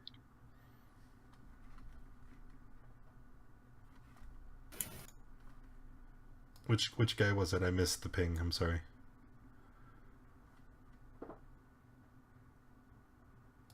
Was it this one or... The one with the crossbow. Okay, okay. This guy right here. Yep. pass the save. All right. The next thing I'm gonna do is help Duck out because I see him fall over, and I'm doing a healing word using my last spell slot. I didn't have one. There you go. So Duck is back up. Yeah, you have the potion, don't you? No, I do not. No, I think he's talking to Duck. I think Duck has the potion. Well, at least he'll be able to, quaff it on his turn. Right. All right. Derek? Let's see. That bandit's probably gonna shoot at me again. Let's see. The bandit that's closest, I'll use Chill Touch. Which 1d8? Oh. Roll your to hit. That's a spell. Does that not? No, even if it's a spell attack. 20. So yeah, it'd be a D20 plus your what are you? Sorcerer? Wizard. So plus your int. Oh, so 13. Yep, which is a hit. Oh. So he takes 2 necrotic and can't heal until the start of your next turn. And then can I run up here to the front of the boat and just kind of hide? Not hide. Well, you can hide behind your teammates, but as far as a hide action, no, not really. Cult Fanatic. He is not supposed to be here because your group is too many now, Kappa, or too few. All right, Duck. I'm gonna drink that potion. What would that roll be? 2d4 plus 2.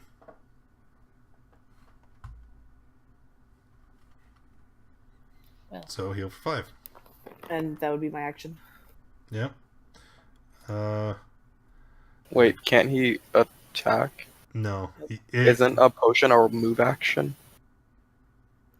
No. Yeah, martial arts, you can only use a bonus action to attack when you attack on If your you turn. already attacked. I thought drinking a potion is a bonus action. No, Or- drinking no, it a counts potion as a is an move action. Yeah, because you're interacting with an object, right? No. If drinking a potion is not, you can't use your free interaction for a potion. If you just look it up in any resource material, drinking a potion specifically costs you your action on a turn. Okay. All right. But you guard. could stand up. Yeah. Just because otherwise you'll have the enemies attacking you will have advantage on you. That's all. They're attacking you in melee. Yeah. So we have 2 guards. This guy, he's going to assist with the fires. And he's going to throw a spear at, I can't remember your name, Drenthal. And looks like he gets That you definitely hit. for 4.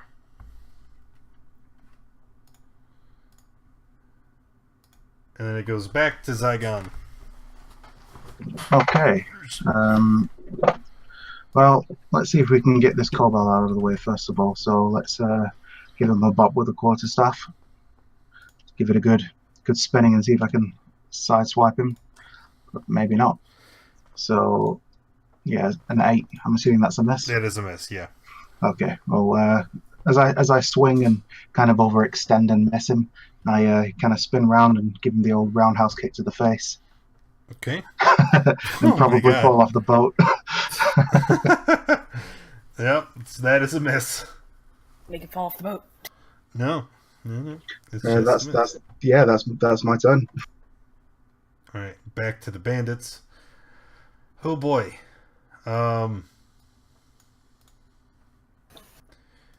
As the bandits move in closer and they go to reload another volley from their crossbows, I'm gonna shoot at Duck. We're gonna shoot at Zai, and we're gonna shoot at K-Bar. Looks like 3 misses. That is so lucky. That is good news. K-Bar, it's on you again. Well, the one. Does this one starting to look bloodied? He has been hit. That was the one you had hit in the first Yeah. round.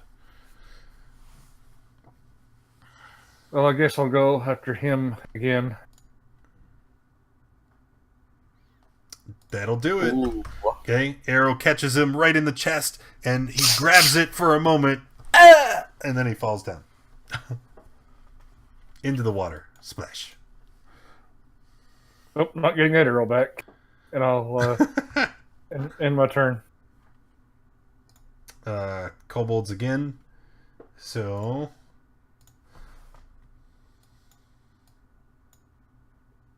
I was wondering. Kobolds are successful in putting out a bit of the fire. This one down here gonna try and stab Duck again. That's hit. Got him. And then Drantul. Funny because that healing potion just did 5.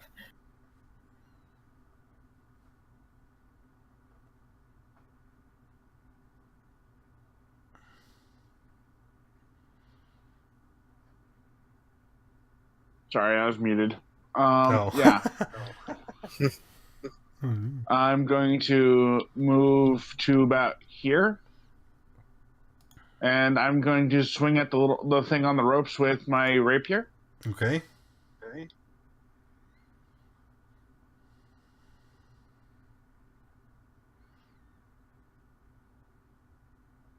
That's a hit. I'm pretty sure you don't even have to roll. Your modifier is at least. Yep. Yeah, he's dead. And as it dies, it can no longer hang on to the ropes, and it also falls off into the water. All right. And that's, well, I'll be right there. Okay, Derek?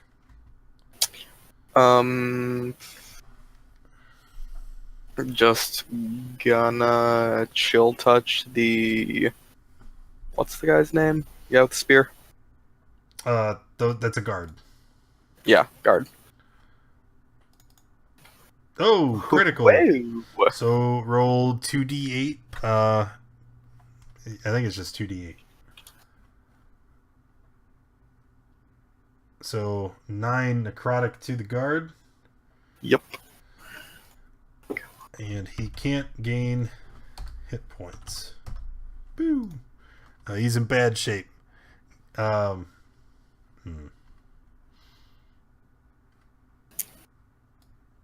Nah, I huddle in closer. Yeah. Save me. Duck. I'll look over at him and say, "You do know you're taller than most of us, right?" Yeah. Hold on. Uh-oh. With the last little bit of my life, I'm gonna and slash this guy. That's a success. Deaded.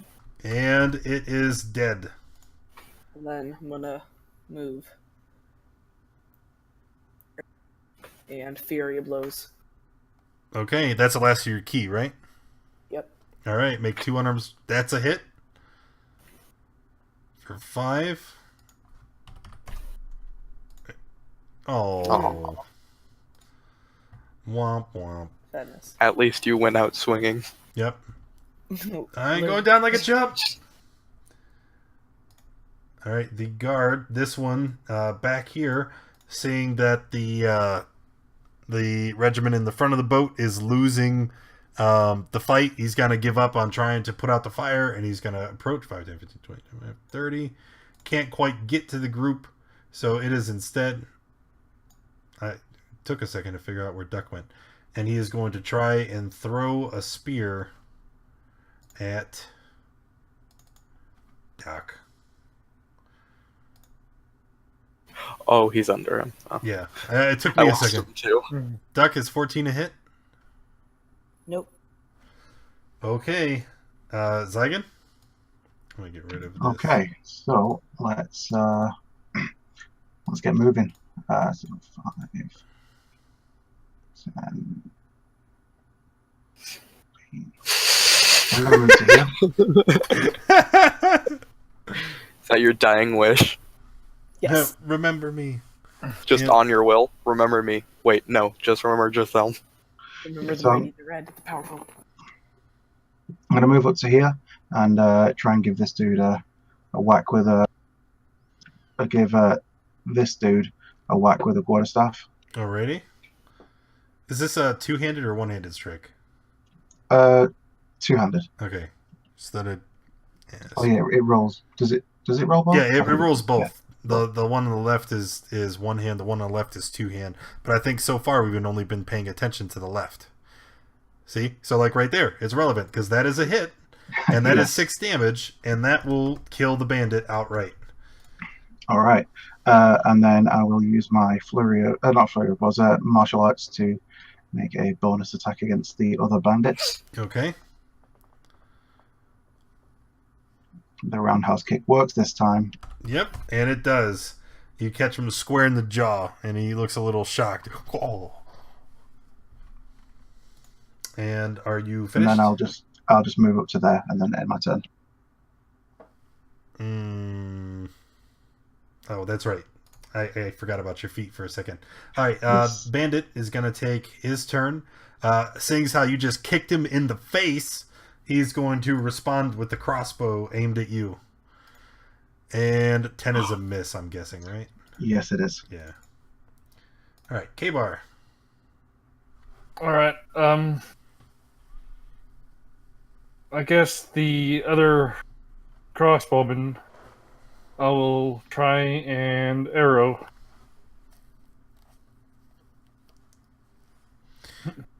Feel bad. That's so many natural ones you guys have rolled tonight. Yeah, we've had a lot today. Yeah. This And, lobby is cursed, I'm telling you. All right. Yeah, it killed Are you my done characters. then, K-Bar? Yeah. Dude, I'm just glad that natural ones do not go against us Right. because I'm right in the way. Yep. I think you would have shot your healer 2 or 3 times by now. All right. The kobolds are going to take their turn. They also are going to abandon trying to put out the fire, and they're both going to run up, and they're going to attack Zygon. Ah, crap. And because they're both attacking you, they will have advantage. Advantage, yep. Hit. Yep, that's a hit. For 4. That takes me out. Oh. And then I guess the second one, seeing how he's out, he's going to throw his dagger at Duck. Owie. That's a hit. Dang it. For 4!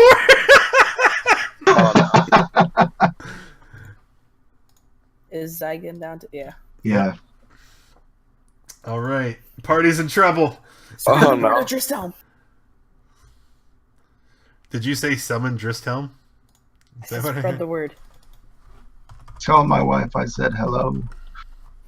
Okay, well, this is hilarious. All right. And Dristhelm is going to enter the fight. Oh, wow. But... Nah, it's it. No, Wow. it's a joke. that picture fit From his perfectly corpse, a because giant dragon rips out. Yeah. Oh no, we're all gonna die. I have evolved. I shed my just imagine I die and this dragon just rips out of my corpse. All right, Dran, what are you doing? On the guy right here. I'm gonna mock him. Okay. Like, Guard. Wisdom failed, so he's gonna take the 4, mock him to jump off.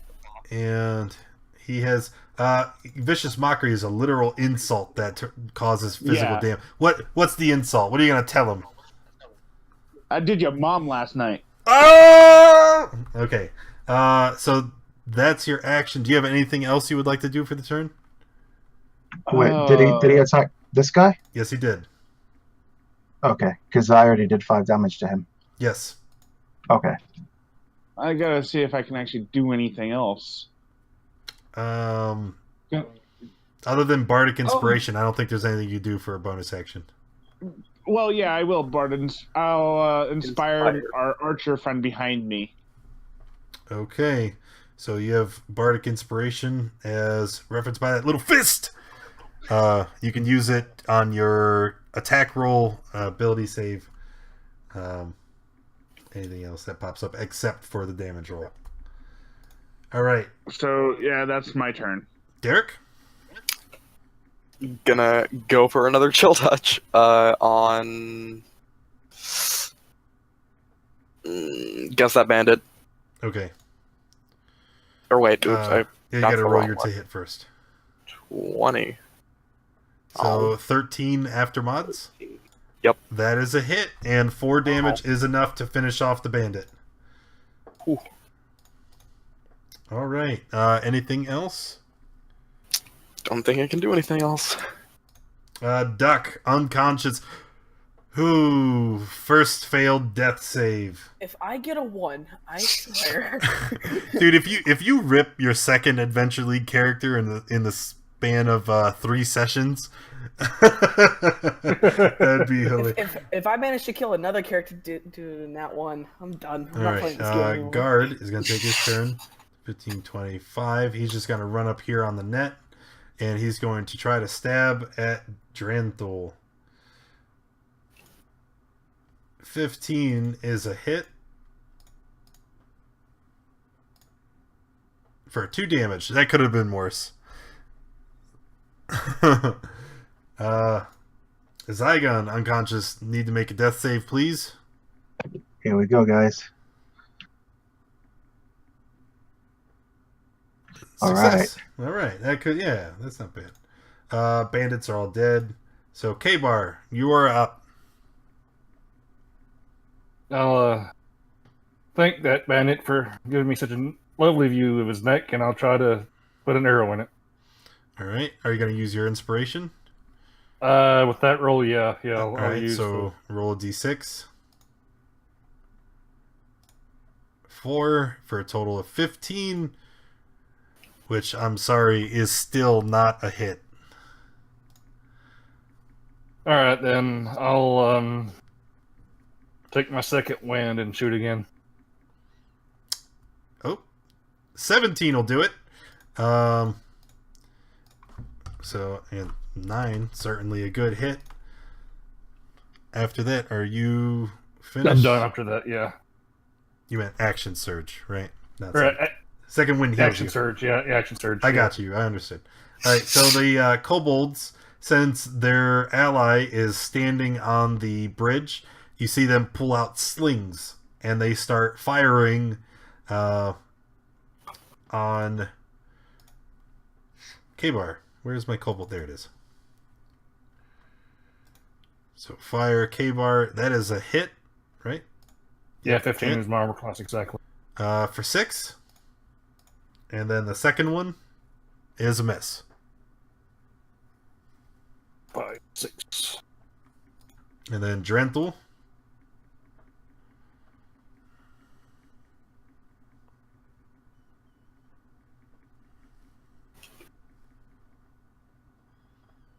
There is a reason I say I'm not drunk enough for this. I'm gonna be a pirate by the end of this, I swear. I'm gonna stab him with my rapier. Right. Cutlass. No, I don't think you are actually. I wanted to. I really did. You're not drunk enough. No, I'm not. I need more booze. Anything else? No, I'll stay right here. I'm gonna stop the thing from getting on this boat All if right. I can. Derek. Okay. Yeah, this is probably a bad idea. I'm gonna walk up right here and I'm gonna shocking grasp him. Which is that still a roll to hit? Yeah, that's another. Oh melee god, spell. that's Yep, a miss. sad. All The dude's right. not wearing metal armor, is it? He is. This one, the guard is wearing metal armor. Shocking grasp, you have advantage on your attack roll if they're wearing Oh, metal I do. armor. Good catch. So roll again. So It's still 11. Or plus 4. three, Yeah, it's a miss. Nope.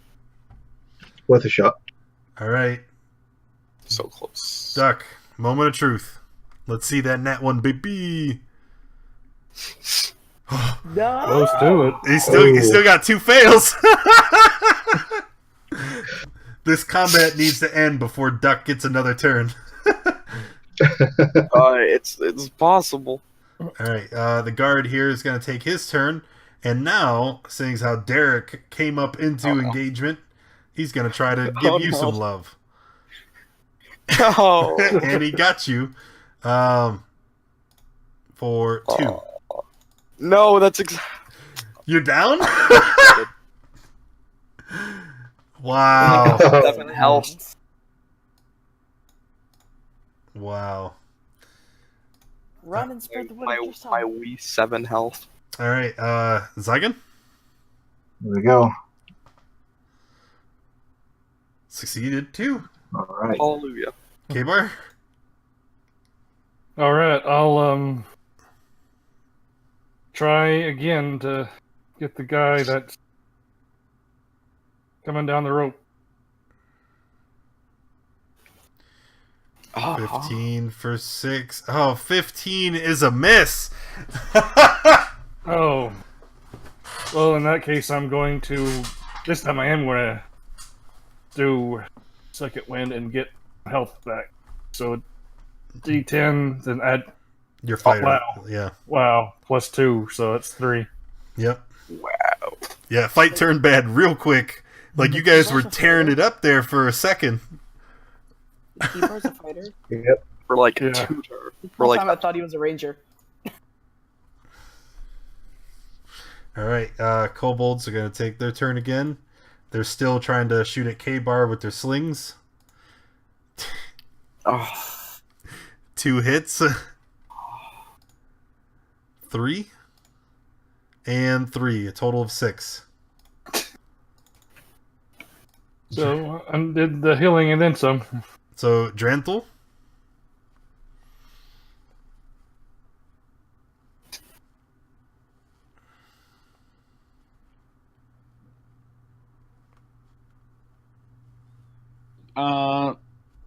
Attack the same way as last time. I mean, it can't get any worse. Right.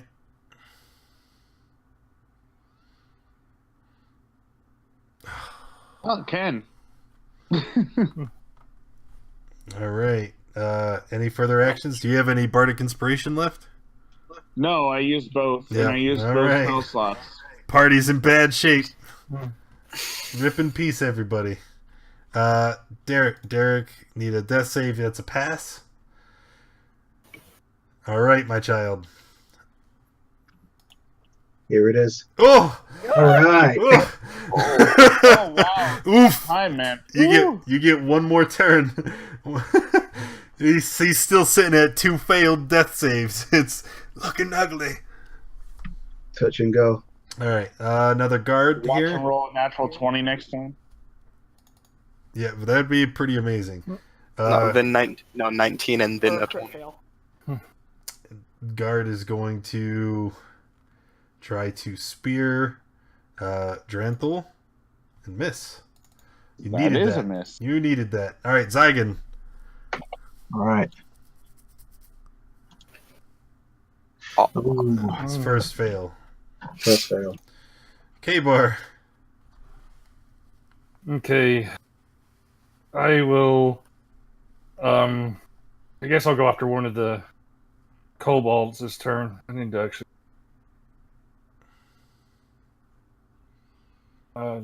longbow. Now I get a Hey! high number. Catch him right in the neck, and then Kobold falls down and dies immediately. And I guess that's all that I can really do. All right. 2 kobolds again. This time, seeing his comrade fall, he's going to continue to... nope, that's the guard. I need the kobold. He's going to continue to attack you, K-Bar, and miss. He's demoralized. He's the only one left. Dranthal? Get the hit. I'm gonna swing. Swing, bada, bada, bada. Let's see if I hit. Come on. It's a hit! Hooray! 1 damage. And it is just enough. The guard finally goes down, and the way is open again. And I am sweating at the end of my turn. You are what? Sweating. Okay. Sweating. All right, Derek, that's 2 passes for you. All right, Duck. Just It wanna came say around something. again. If I die, Moment of someone truth. spread the joy. Whoa! Oh my god. So that is It's gonna 2 come down fails, to 1 roll. then Come 2 on. saves. So he has 1 roll remaining to see if he's gonna bite it or not. Someone Right. spread the truth of Dristhelm to everyone if I die.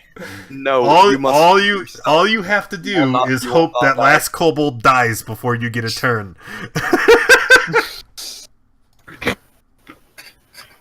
All right, guard is dead. Zygon sitting at 2 passes and 1 fail. Oh, 2 and 2. 2 2 again. and 2. Make the kobold run. All right, K-Bar, no pressure. It's only your teammates' lives on the line. Yeah, you know, nothing big. And I think this arrow is going to be like shot in slow mo, if at all possible. Dun dun. No! Oh, and the arrow just whizzes right past the kobold.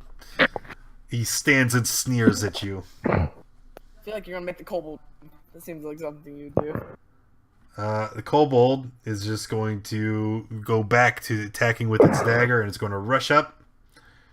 And it's going to try to stab Dranthal. It's a hit That is a hit. Ooh. for 4. Is he down? Yes, I am down. Oh, man. Oh. Oh no.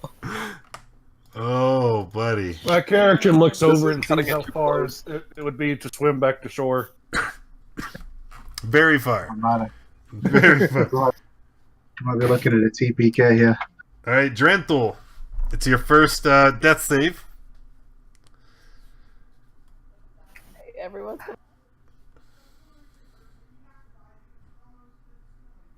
Oh wow, rude. All right, so a success. Oh Derek. no. Derek's got Nice. 2 passes, 0 First. fails. Oh. Got a natural 1. Now he's got 2 passes and 2 fails. Everything's on the line here. Everything is on the line. Everyone has 2 and Uh-oh. Duck, Come on. are you gonna die or are you gonna stay?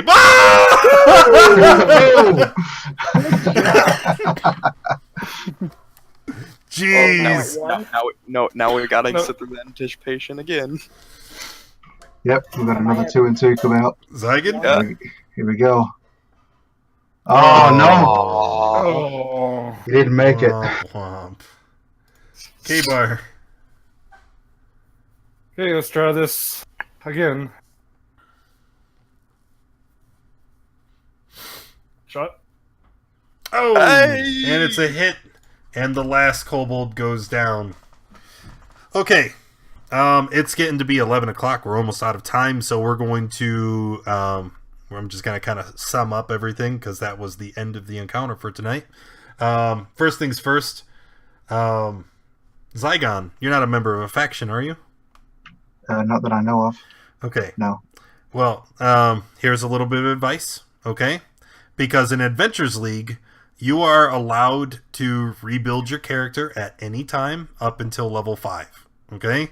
And Okay. what I would recommend is just right now, I know your character's dead, but you're just going to say, oh yeah, hey, I'm totes a Harper or whatever. Because if you are a member of a faction, up until, again, level 5, you are eligible for faction charity, which means you are allowed 1 free raised dead before level 5. So Okay. that's my advice to you. Rebuild your character, join a faction, and then you'll get your 1 free faction charity. That sounds exactly like what I'd like to do. Yeah. All right. So here's what's gonna happen. Okay, as you guys celebrate your victory and you look around at all the carnage that's unfolded, you recognize two things first. One is that all of the quote-unquote undead that came off the boat are not really undead. You're looking at the kobolds and the humans that like I told you, they were covered in rags and bones. You can see that the bones are just glued on. It's just a costume, and they are making themselves appear to be an undead raiding ship. But really, everybody here are just agents of the Cult of the Dragon, raiding along the coast for some unknown purpose. Okay? So you fight back the cult, you stop the raiding party before it reaches Flan, and you save the day. So, time for the good part, for the rewards. Everybody, and if your character is hurt, wounded, damaged, at the end of the encounter, everybody takes a long rest, heal yourself to full, regain spell slots, all that happy crappy. Let me see. Did not find that. Okay. Experience. Everybody participating is awarded 450 XP. Okay. So you're going to want to add that to your log sheet. Does that include me, or no? That includes you because you totes didn't die. Yes. Cool. All right. Cool. You guys found the. Wow, you guys missed a lot of treasure. Oh well, happens. As far as treasure for this encounter, there was the golden bars that we had discussed, and originally there were 7 of you guys. Now there's only 5, so everybody is going to get 40 gold. So hooray for people leaving early. And then there were the 2 healing potions. Did both of those get consumed? Yes. The one Just, I gave no, you. only one. I think got consumed. One. Okay. If you have a healing potion that was given to you by the guard, you just remember to add it to your log sheet. In addition to the healing potion and the gold, nobody here is a faction member, but if you were, you would earn a renown point, and everybody's going to get 10 downtime days. I am. Wait, I joined the Gauntlet. Order of the Gauntlet. Okay, so if you, since you're a member of the Order of the Gauntlet, you get 1 renown point. May I ask you? You keep bringing up the log sheet and the downtime days. What do those actually mean? Okay, for an Adventures League, because Adventures League is a standardized way of playing D&D, you can take your character and you can play in any Adventure League lobby, okay? But because of that, right, the rules have to be the same for every DM, and there has to be some way to track what rewards DMs have gave you. Unlike traditional D&D, where I can pretty much reward you whatever I want, I'm only allowed to reward you what is within the module that we are running, okay? And your log sheet is a way of proving I have played this module, I have received these rewards from this module, this is what I received. So it's a record of all the experience, all the rewards that your character has accumulated. If you're playing an Adventure League, you have to maintain a log sheet. You can get a log sheet either in the Discord, in the pins. If you're on the stream, there's an Adventure League panel where you can find it. Or once I shut down the stream, you can message me on Discord. I can provide you with the link. But it's very self-explanatory. You put your name in it.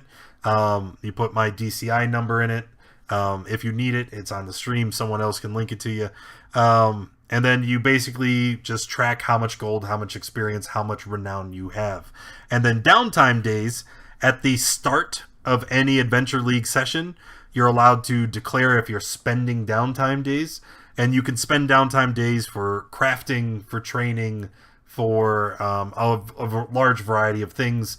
And if you want more information on that, I would recommend checking the Adventure League FAQ or the Adventure League Player's Guide, both of which can also be found in Discord in the pins or in the panel under the stream.